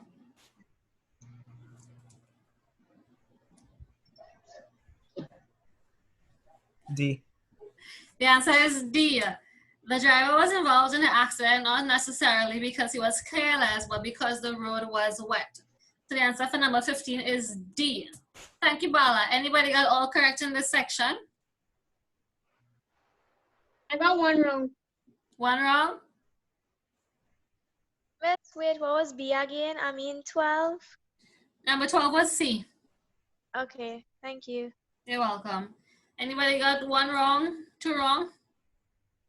No one got all correct? I did. Who got all correct?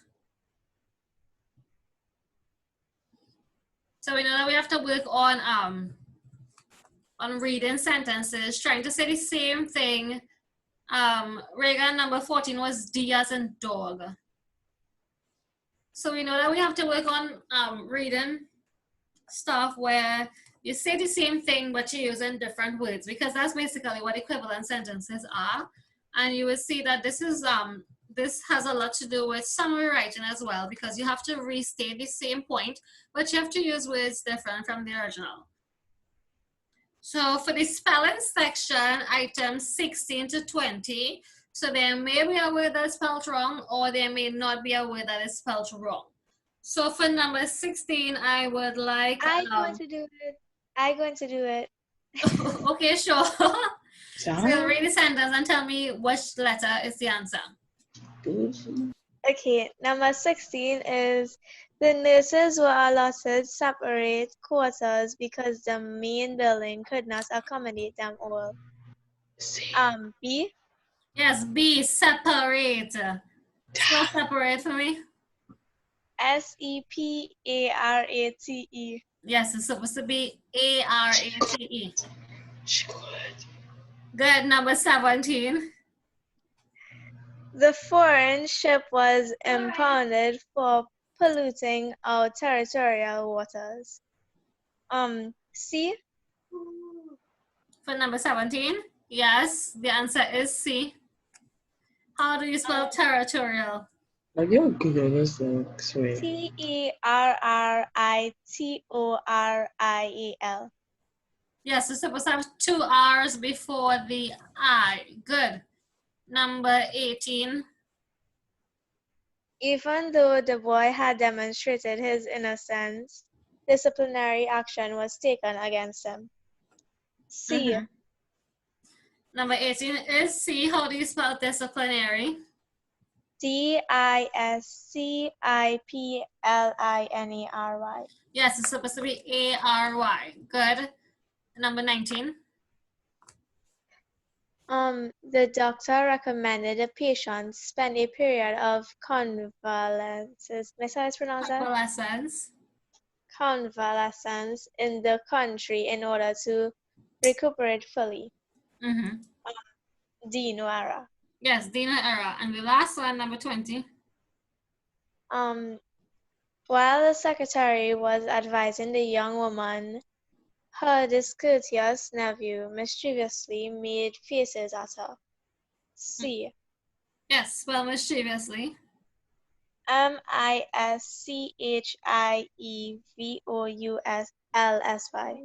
Right, so thank you. So it's supposed to be the I before the E. Good. So anybody got all correct in this section? I hope y'all didn't use a dictionary because you're supposed to sit down Nah, by she good. yourself. She I good. got You're supposed to sit down by yourself without your phone, your computer, your dictionary, and you're supposed to do this paper as if you're in the exam. Yeah, Angelica, but you could kill it. Actually, no. I use my brain. Right, so Angelica just she did the exam as if she was in a real exam. So I hope that you all are not using your dictionaries and your phone and the internet and so on when you all are doing your homework, right? I hope you all aren't doing that. So the first comprehension, this is one that actually repeated for this time period. This passage came a lot. And one thing I noticed was that this passage probably came about 3 years during this time period. And one thing I noticed was that it's been a while since this passage came, which means that it's about time that this passage appear for CSEC. So you never know if maybe it could come this year. Because in the 2019 January paper, a lot of the old passages came in that paper. So this passage is one that is due to appear. So this is a good passage for us to pay attention to, because maybe it could come this year, because it's been a while since this passage appeared. So what do you all remember about this comprehension that you all read? What was this about? Shalanda, I want Shalanda and I want Shane to tell me what they remember this comprehension to be about.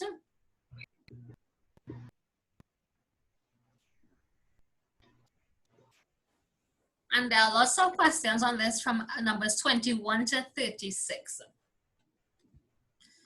So I know some of you all probably did this passage a long time ago and you all forgot what it was about. So let me just quickly read this for you because it's a bit short. It says, I jumped in my car and for almost an hour, I cruised down every major street and examined every passing bus. During this hour, at the peak of the morning traffic, I saw no more than 8 Negroes passengers riding the buses. By this time, I was jubilant. Instead of the 60% cooperation we had hoped for, it was becoming apparent that we had reached almost 100%. A miracle had taken place. The once dormant and quiescent Negro community was now fully awake. All day long, it continued. At the afternoon peak, the buses were still as empty of Negro passengers as they had been in the morning. Students who usually kept the South Jackson bus crowded were cheerfully walking or thumbing rides. Job holders had either found other means of transportation or made their way on foot. While some rode in cabs or private cars, others used less conventional means. Men were seen riding mules to work, and more than one horse-drawn buggy drove the streets that day. During the rush hours, the sidewalks were crowded with laborers and domestic workers, many of them well past middle age, trudging patiently to their jobs and home again, sometimes as much as 12 miles. They knew why they walked, and the knowledge was evident in the way they carried themselves. And as I watched them, I knew that there is nothing more majestic than the determined courage of individuals willing to suffer and sacrifice for their freedom and dignity. Many spectators had gathered at the bus stops to watch what was happening. At first, they stood quietly, but as the day progressed, they began to cheer the empty buses and laugh and make jokes. Noisy youngsters could be heard singing out, "No riders today." Trailing each bus through the Negro section were 2 policemen on motorcycles who claimed that Negro goon squads had been organized to keep other Negroes from riding the buses. In the course of the day, the police succeeded in making one arrest. A college student who was helping an elderly woman across the street was charged with assaulting passengers. But the goon squads existed only in the commissioner's imagination. No one was threatened or intimidated for riding buses. The only harassment anyone faced was that of his own conscience. So let me pick some. So Shalanda and Shane, I'm waiting on your responses about what you'll remember this passage to be about. Anyone wants to help them? What's happening here in this society?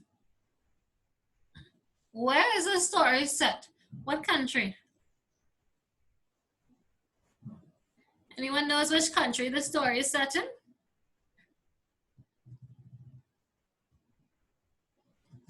Anyone has an idea? America.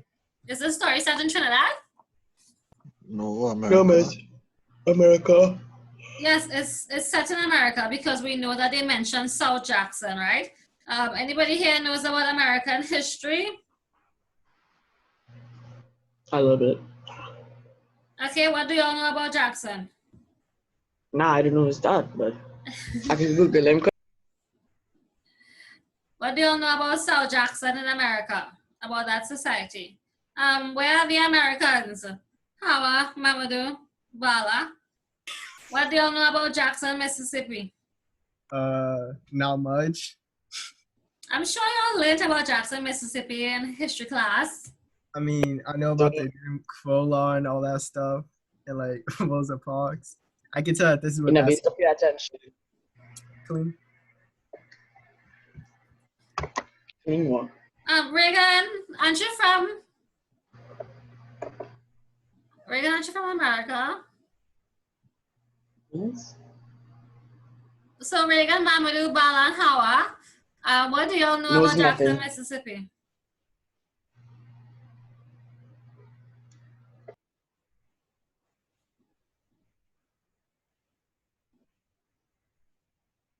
Do y'all know anything about Jackson, Mississippi? Anybody? Anybody who who's into history? Do y'all know anything about Jackson, Mississippi?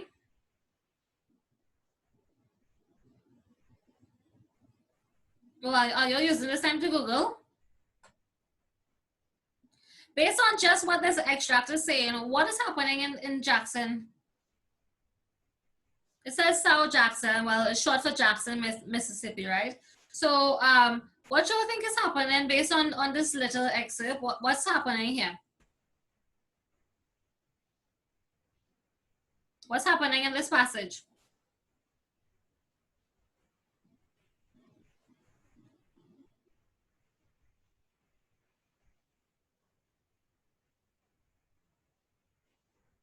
So Kaleem, from just reading this passage, what do you think is occurring in this passage?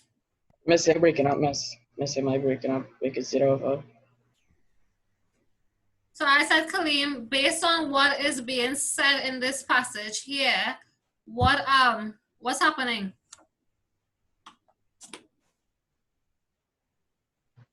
What situation is happening in this story? Racism? That would look like to me. Okay, and how you know it's racism?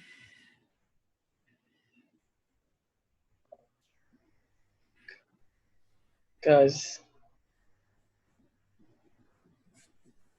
people, to be honest, I'm just asking what they see.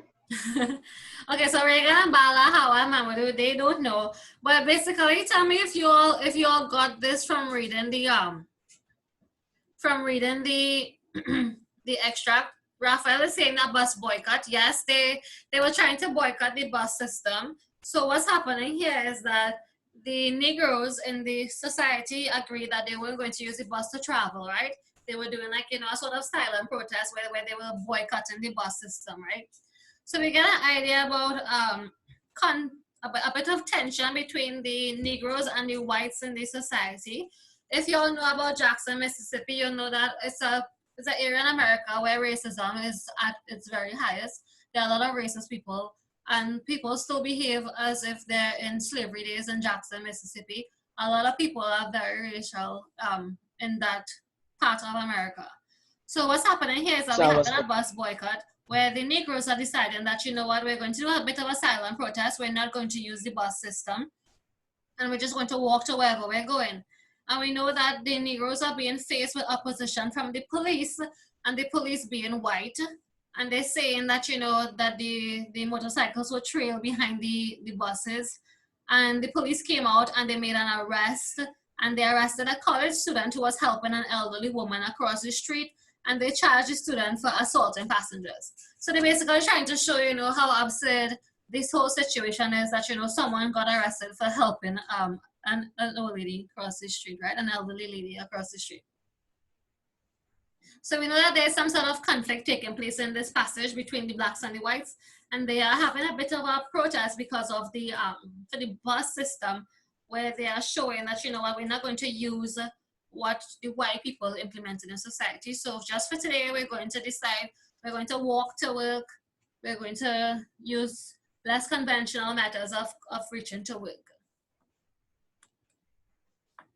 So number 21 says the writer was examining every passing bus because what? Why was he examining every passing bus?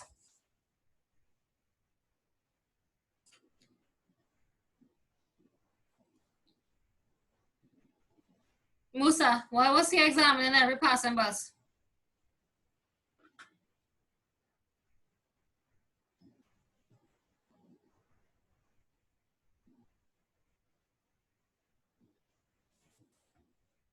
Seamus. Yes, the answer is A. He wanted to find out if the members of the Negro community were using the buses. That's why. Because remember, this was the day of the boycott, so he wanted to see if people were, you know, using the buses or not. Good. So Musa, you could do 22 one time. Which of the following statements is evidence that the boycott of the buses was successful? So how we know this boycott was successful?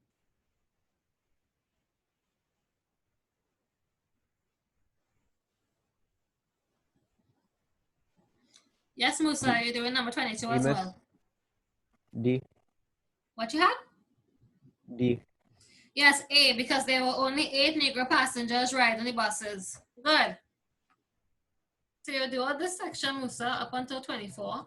So 23 says the phrase less conventional, as used in line 23 of the extract, suggests that the means of transportation used was what? B. What you had, Musa? B. B. If something is less conventional, it doesn't mean cheap compared with private cars. D. It's not A. D, miss. The answer is D. Unlike that in everyday use, if something is conventional, it means that people are doing it, everyone is doing it. If it's less conventional, it means the opposite. And the last one for you, Musa, number 24. In line 34, the use of the phrase, the way they carry themselves, suggests that the demonstrators were what? B. You think they were tired and hungry from demonstrating? B, miss. B? No. Yeah. You had B as in boy? Yeah. That's not the answer. Try again.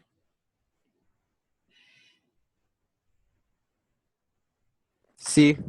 Yes, the answer is C. They were proud to fight for what they believed in. Good.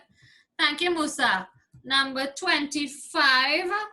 Shalanda, you do number 25. What is the reason for the change in behavior of these spectators at the bus stops as the day progressed? So what resulted in their change of behavior? Miss D? Yes, the answer is D. They felt very happy when they saw how successful the boycott was. And Shalanda, you do 26 as well.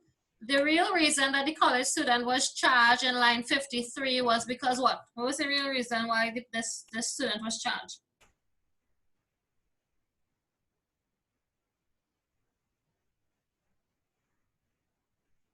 Miss B? Not B.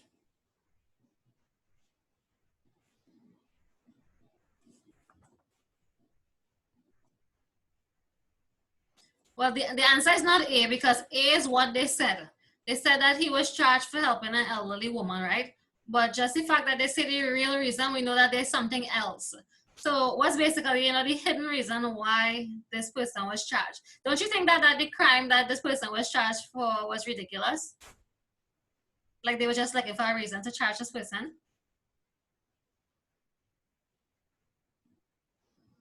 So Raphael helped you out. Raphael said the answer is D. The police were anxious to have evidence that passengers were being threatened.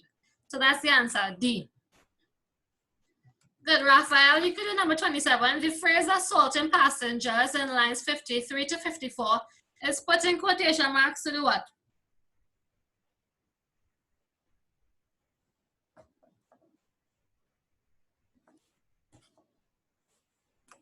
So it's not B, Raphael. Remember, we put something in quotes because we are quoting what someone says, right? When we put the open and close quotation marks, the two, it means that we are actually quoting the words of someone. So the answer would now be what? The answer would now be A, to show that they were the actual words spoken by the policeman. So this was the word that they used to justify. Good, Raphael, you'll do 28 as well. In the last sentence of the extract, it is implied that what?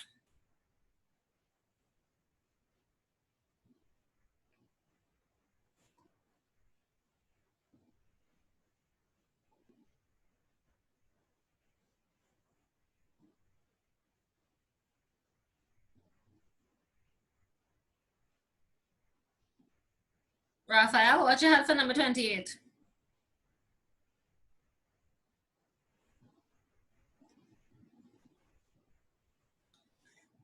You had some of the passengers may have felt guilty.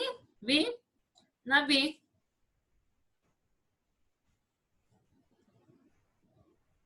So Shalanda is saying D, the passengers were carefully watched by the goon squads. That's a better answer.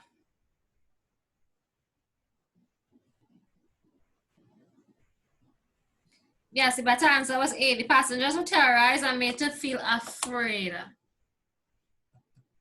Good. Number 29, I want Rennie to do this one for me. Rennie, are you here?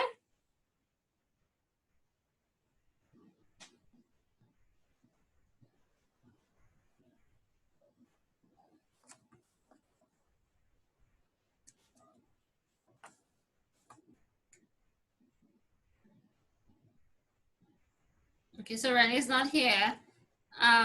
Nathaniel, are you here?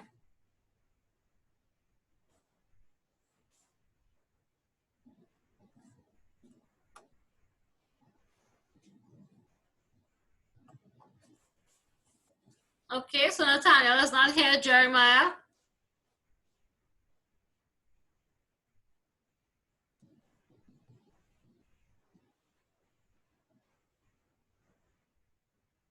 So Jeremiah, you would do number 29. It says, according to the extract, which of the following apply to the demonstrators?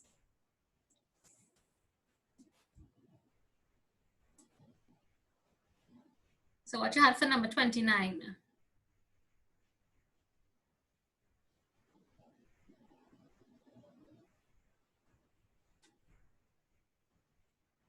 So I had 4 options to choose from.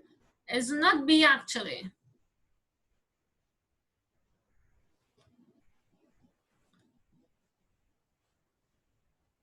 Just remember that the demonstrators, they were the ones who actually took part in the protests. They were basically the black people. So Shalanda help you out. The answer is C. The answer was 2 and 4. They were fully aware of the purpose of their actions and they prepared to suffer for the cause. So 29 was C. Jeremiah, will do number 30 as well. Number 30 says, which of the following is not a fact expressed in the extract? So what you have for number 30, Jeremiah? Which one is not a fact?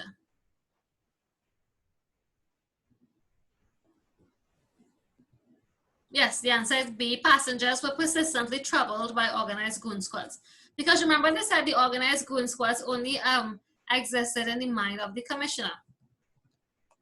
31, Jeremiah.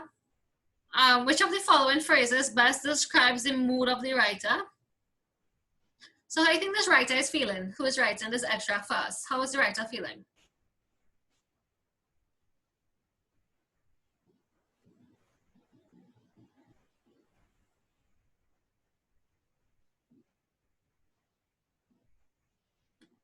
Not B. He's not sad and hopeful.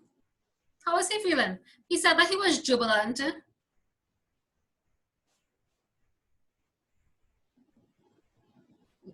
It's not A, Jeremiah. It's not A, and yes, the answer is C. He was proud and satisfied. Very good. And 32, Jeremiah, which of the following types of writing does the writer employ in this extract? So if you had to describe how the writing was written, which type of writing you would say? You think it was explanatory, so he explained himself? You think it was argumentative, scientific, or you think it was narrative, like a story? Yes, the answer is A, explanatory, because the writer was explaining everything in detail from the beginning to the middle to the end. Thank you, Jeremiah. Number 33, Reagan, number 33. A possible title for this extract is, if you had to put a title to this extract, Reagan, what would you put? Yes, B, no riders today, because that was the quote that they even mentioned when, the spectators were mocking them. So no riders today because no one was riding the bus, right? Good. Reagan, number 34, the writer of the passage is most likely what?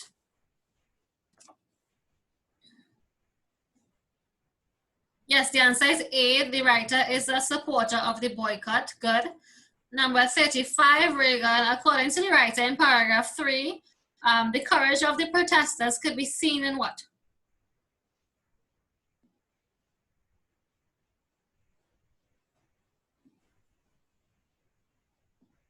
Yes, the answer is C, their willingness to walk to and from work, because they spent a great deal of time emphasizing how many miles they had to walk. And the last one for you, Reagan, is 36. The fact that the police succeeded in making only one arrest indicates that what?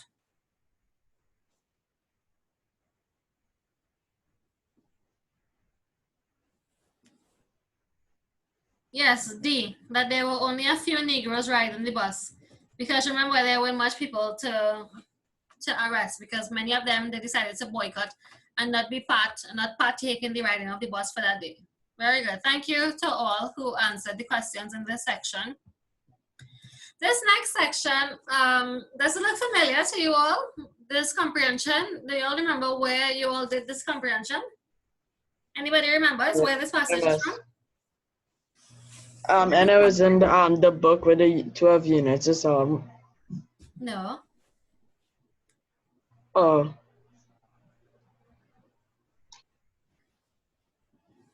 Anybody remembers? Yes, you all did this passage already, but it wasn't it wasn't from that book. Yes, it was from the specimen paper, the 2017 specimen paper, the one where they had the comprehension about Richie Spice and stuff. Right, in that paper, the specimen 2017 paper, this passage was found in that paper as well. So they were talking about, in this passage, they were tracing how man evolved from the beginning of time to now, right? Talking about, how they, the tools they used to use, basically about industrialization, how they went from doing a lot of hands-on stuff to actually using machinery and tools. So 37, and I want Kaleem. Number 37, Yes, man has always been involved in agriculture in order to do what? Just now. C. The answer is A, obtain food. Good. Number 38, according to the passage, which of the following has man used throughout his life to improve his agricultural production? C. For number 38? Yes, the answer is C, tools. Good. And number 39, the word adorn as used in line 13 is closest in meaning to what? B. Not A. I said B. Oh, yes, the answer is B, improve. And number 40, according to the passage, tinkers, tailors, and candlestick makers and weavers were all important in the olden days because they did what? B. You said A? B. Not B. Is E done? No. D. The answer is D as in dog. They were considered the providers in the society. And the last one for you, Kareem, is number 41. In medieval times, spinning and weaving were considered what? A. A, cottage industries. Good. Jumani, you're gonna do from 42 to 46. So 42 says the writer makes it clear that many villagers were what? So you can type your response to me.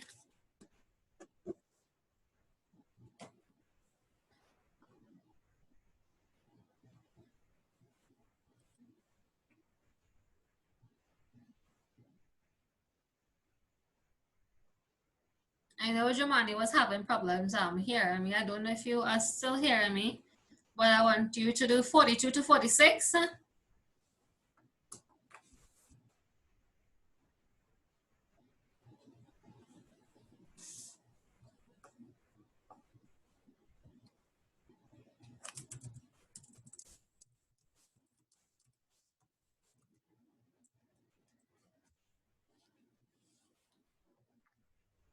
So 42 says the writer makes it clear that many villagers were what?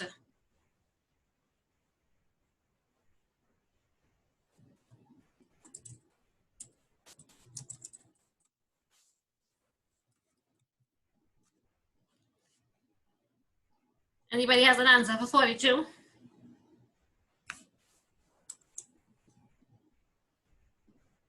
So Shane is saying, Rennie is saying A, Raphael is saying D. The answer is actually D. They were involved in both manufacturing and farming. Good. 43 says, the writer suggests that the overall result of manufacturing has been to do what?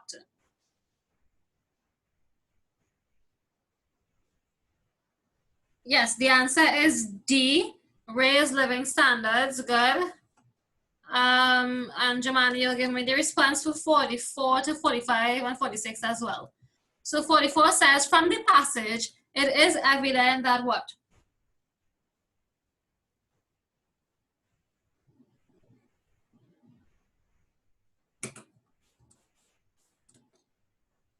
So 44, you had C, not C. There was a better response for 44. The better response was A. There was much industrial activity in medieval times. And Jamani, you would do 45 and 46. 45 says the writer refers to man and men throughout because what? Why did the writer use man and men?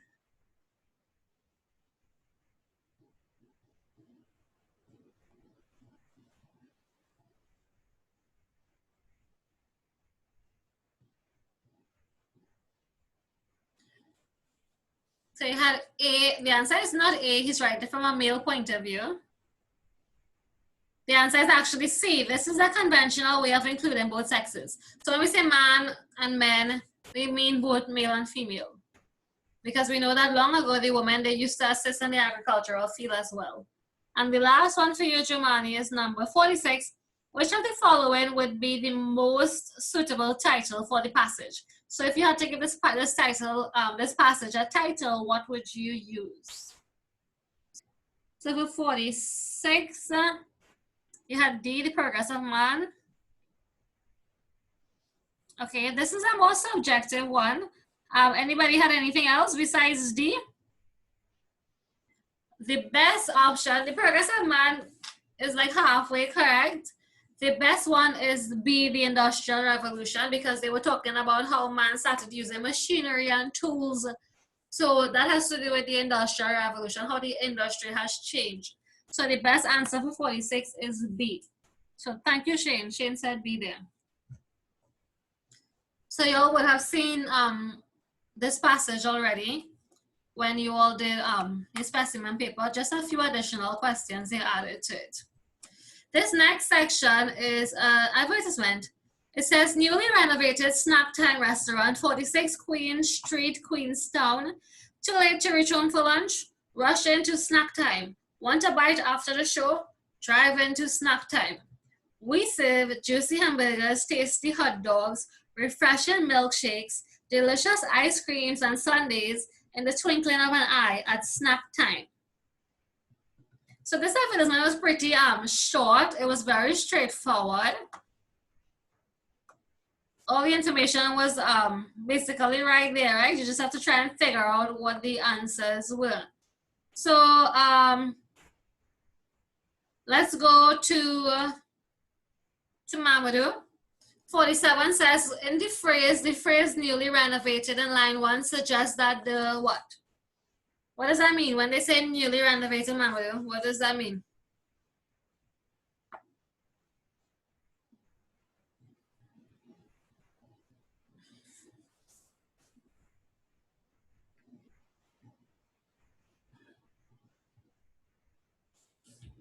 Anybody wants to help Mamadou?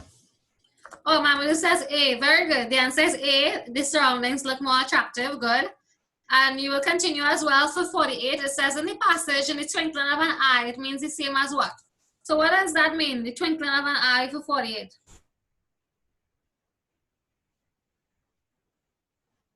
Very quick. Yes, the answer is C. It means very quickly. Good. 49. It says, according to the passage, which one of the following does Snack Time Restaurant claim to offer? So, Rennie, what did you have for this one for 49?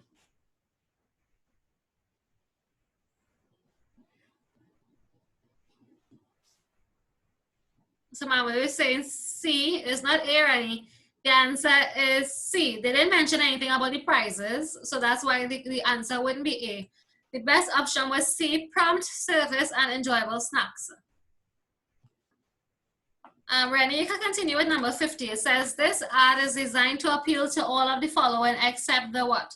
So who is this ad catering for? For number 50.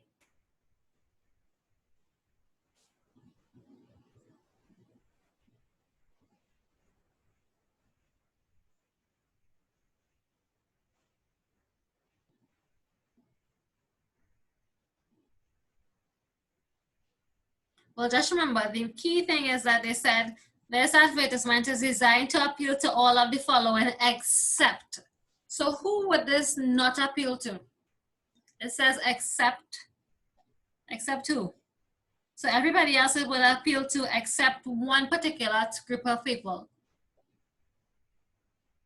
The answer is C, the diet conscious eater, because if someone is dieting, they will want to eat the hamburgers and the sundaes and all those things, right? So the answer was C. And number 51 says, in the passage, the author uses all of the following devices except what? So all of the devices are used except what?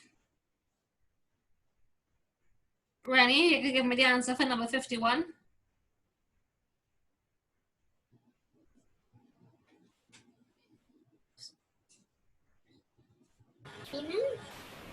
The answer is D, personification, because we did get the metaphor with the twinkling of the eye. The exaggeration was used when they said that, you know, everything is quick. They use the repetition when they keep saying snack time, but we didn't see any personification. Nothing was personified. No non-living thing was brought to life, right? So the answer for 51 is D. So this extract was a bit very straightforward, right? And this last one will take us through numbers 52 to 60. Yeah, so you have to read the passage and answer the questions. What was this passage about? Do you all remember?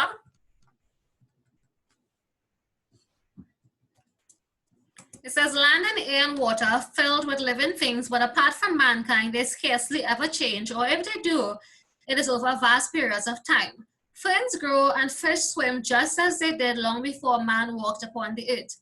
The industrious ants continue their routine of self-preservation and self-perpetuation as they did when the dinosaurs ruled.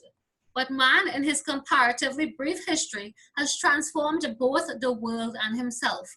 His specific quality is purposeful change through thought. He is man the thinker. The human brain works like the heart, ceaselessly pulsing day and night from childhood to old age. The man thinks all the time is a familiar notion, but it is a less familiar concept that all human history might be best understood as a process of learning. It was by learning that we ceased to be animals and made ourselves into men. Far back in the warm jungle, somehow, cell by cell and reflex by reflex, the wonderful human brain was formed. And with it, our two other miraculous human powers, our fantastically intricate speech and our ingenious adaptable hands. The earliest tools were scarcely more than lumps of stone with a few corners chipped off to fit the hands roughly. But gradually, century by century, better stones are selected, and they are chipped and smoothed and rounded and sharpened until they are not only efficient but almost handsome. It is impossible to look at those stone tools and to imagine their makers without feeling pity, admiration, and affection for our clever, industrious ancestors, and without renewing our reverence for the growth of the human mind. After the stone tools came the control of fire, the skillful, almost magical transformation of lumps of earth into hard pottery and durable metal, the creation of the wheel. Equally wonderful, perhaps more wonderful, was the invention or development of plants. Almost everything we consume except animal food is part of a plant, carefully bred from selected stock: wheat, sugar, fruits, tobacco, hemp, cotton. Some intelligent man or woman found each plant growing wild in the jungle, tasted or tested it, and by patient experiment discovered how to rear and improve it. This was one of the real beginnings of civilization. In that slow, patient process, men improved the plants and the plants improved men. Men ceased to live at random. They settled down and grew together. Cultivated fields made men invent rules and observe seasons.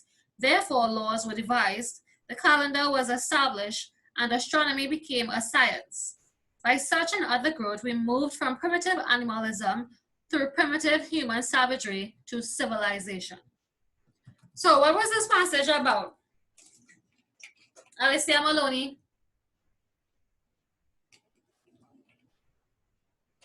What was this passage about?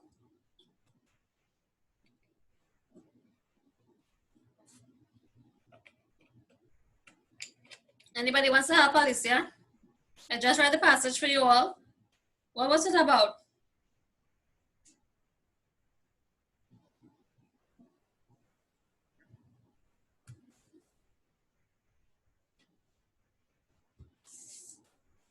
There were a lot of key points being raised. They were just talking about man, how what man is ever changing, always evolving, right? They're always coming up with different things, and they're not remaining stagnant. So it talks about like how humans are developing, right? Good. So number 52 says the purpose of paragraph 1 in lines 1 to 13 is to do what? So anyone knows the answer for 52? What's the purpose of paragraph 1?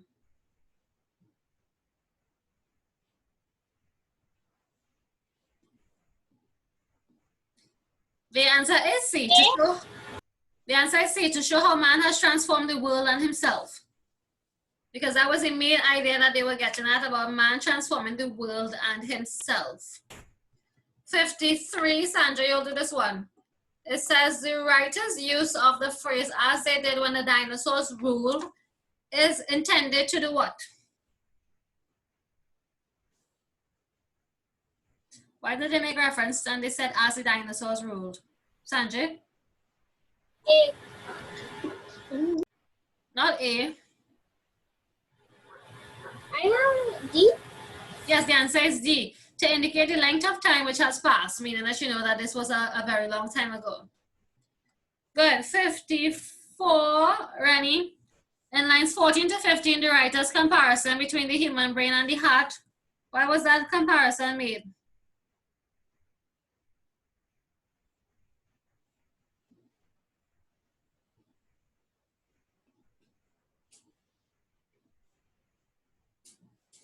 Rennie, you have an answer for number 54? Bala, help him. Rennie says B, not B. Yes, the answer is A. It draws attention to the fact that the brain never stops working. When they say ceaselessly, it means that it's not going to stop, because the word cease means to stop. So if something is happening ceaselessly, it means that it's not going to stop. So the answer for 54 was A. Thanks, Shalanda. 55, Bala, which of the following is not mentioned by the writer as a source of man's remarkable powers?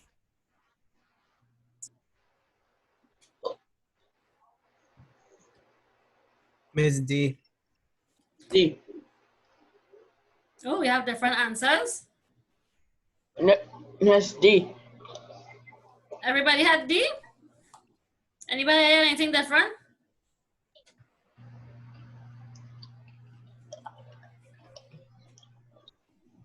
Everybody had D? No one had anything different? Did they talk about about man's reflexes? Yes, they did. Did they mention the human brain? Yes, they talked about the it's being ceaselessly. Did they mention man's capacity for speech?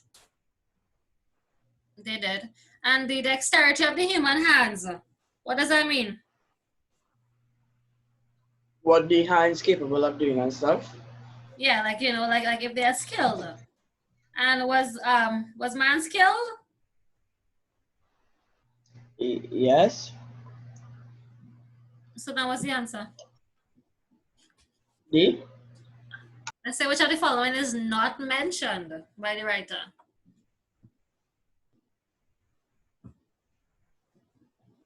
As a source of man's remarkable power. So we're gonna say in C. What again are you all saying? Because y'all are confused. Very. Shalanda is saying A, man's reflexes. Okay, so we have an A and a C. Musa, what do you have?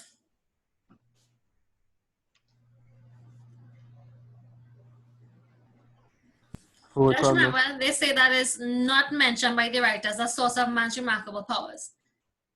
So let's go back up here. They said far back in the warm jungle, somehow cell by cell, reflex by reflex. So we see the reflex here. The wonderful human brain was formed. So we have the human brain. And with it, our two other miraculous human powers.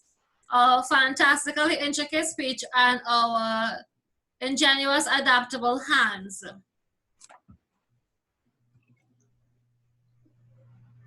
So let's go back to 55. Which of the following is not mentioned by the writer as a source of man's remarkable powers? Seamus. You all had C? They did not mention when they said the remarkable human powers, they said speech.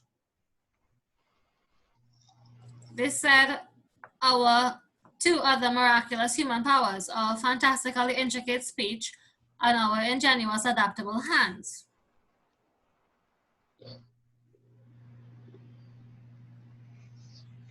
But the battle here is between far back in the warm jungle, somehow cell by cell and reflex by reflex, the wonderful human brain was formed, and with it, our two other miraculous human powers, meaning that the speech, the hands, and the brain, they were the human powers.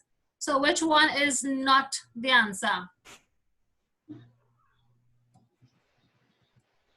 The answer would be A.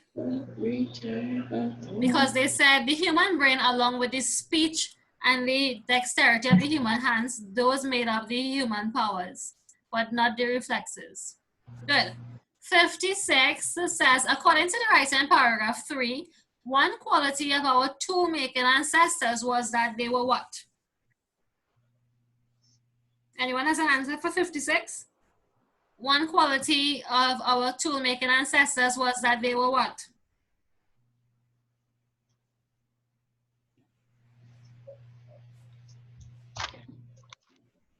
About our ancestors, lines 28 to 40.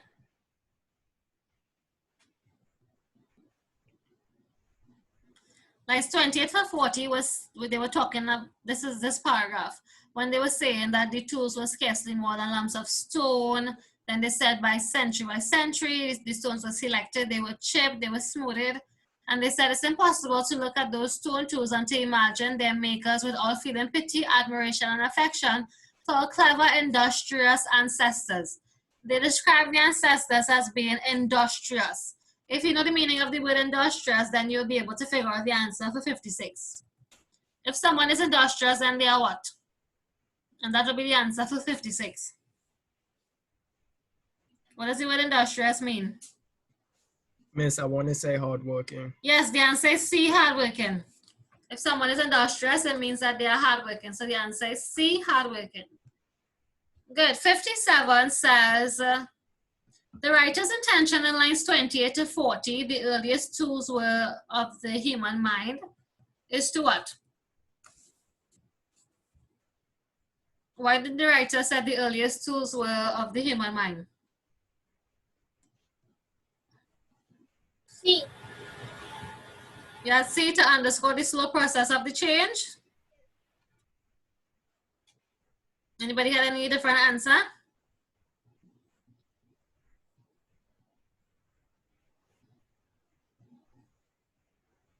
When they went on to talk about the earliest tools and then they show afterwards the outcome, what eventually happened, how things progressed.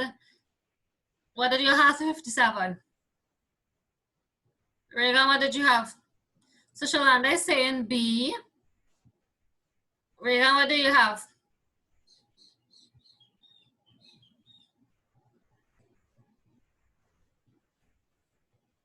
In that entire paragraph, Reagan is saying she had B as well. Jamani, what is your response? And Kalim, what did you all have? So everyone is having a different answer. B. So if you are, what does ingenuity mean? I don't know, but I can Google it. If you are if you are using the word ingenuity, it means that you know that you are creative. So were they talking about our ancestors being creative? Did they say that our ancestors were creative? Very.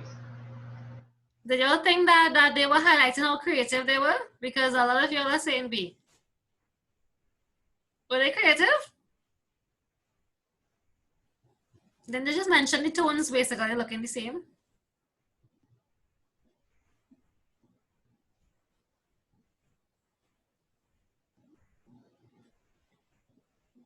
The answer for 57 is A, to trace the development of the tools. Because first they showed how the tools were simple, then they showed how it progressed and they shaped the edges and so on. So they were actually tracing the development of the tools in that paragraph. So 57 is A. 58 says in paragraphs 4 and 5, the author links the actual beginnings of civilization with the what?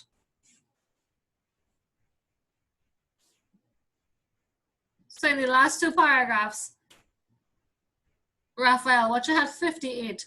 What did the writer link the actual beginnings of civilization with?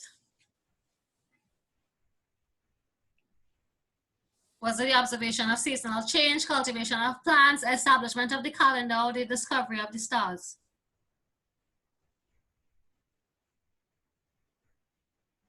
So how did civilization begin? It began with what? Anyone has a response for 58? C. What you had, Sanjay? D. D as in dog?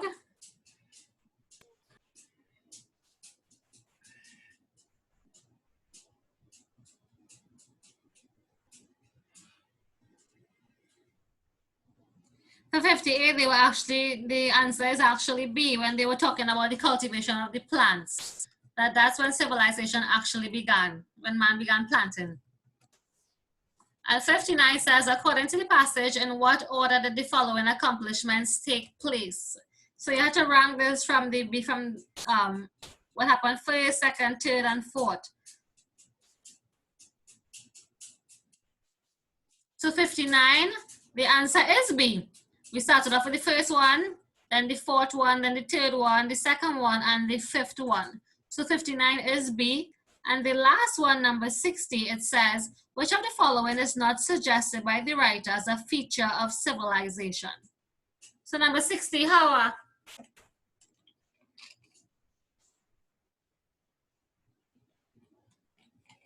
Hawa, Angelica, give me the answer for number 60.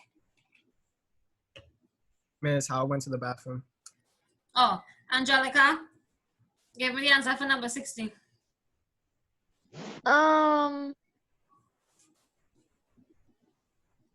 It says, which of the following is not suggested by the writer as a feature of civilization?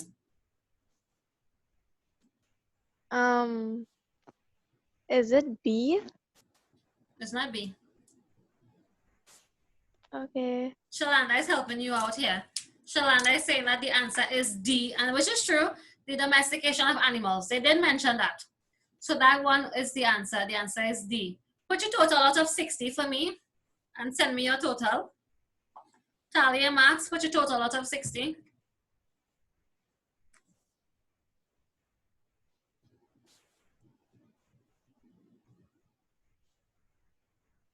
Miss, I get 48. Very good. Can everyone send me their total? Put your total out of 60. Okay, so Regan, good. Good job, Regan. Very good, Shalanda. Remember, you have to get more than the mark that you got the week before. So everybody's getting above 40. Good. Good, Raphael.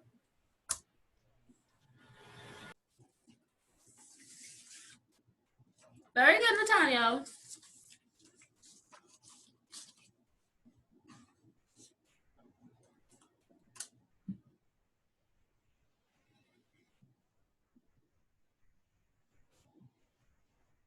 Come on, send your responses to me. Let me see what you all got.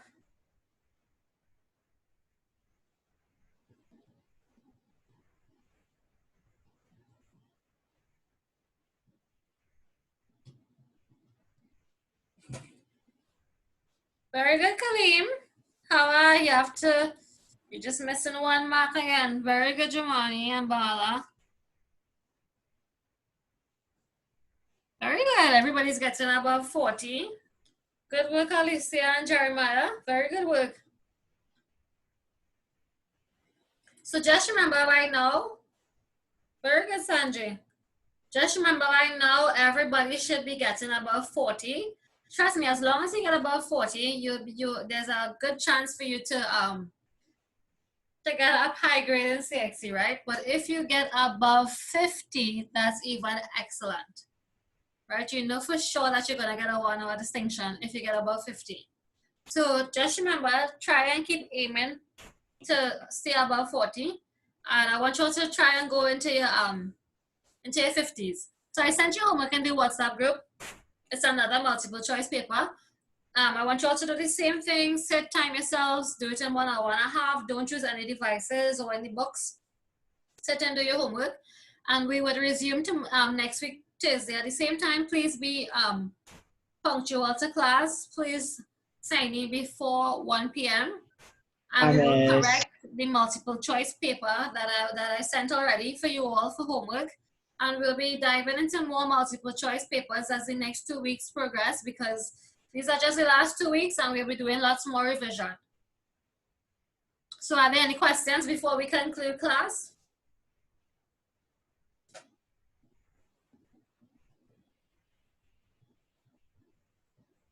Continue practicing, revising your multiple choice papers, all the passages and stuff that we have done in the past, all the past papers that we're doing. Please be sure to revisit them, because these are the passages, the same questions, the same answers that will resurface in your exam. So your revision is that you have to sit with those papers, reread the passages, reread the questions, memorize the answers. That's how you revise for multiple choice. So just remember, if you all have any homework throughout the, any questions throughout the week, you all could send me a message. You could email me throughout the week. If you all have no questions, and this will be the end of today's class, please be sure to do your multiple choice paper for homework. We need to get in as much revision as possible. So please do your multiple choice paper for homework within the allotted time. So, and enjoy your week ahead. And we resume next week, Thursday, at the same time for class, okay? So stay safe and stay indoors and practice your social distancing. And we will resume the same time for class next week, Thursday. Be sure to be punctual for class as well.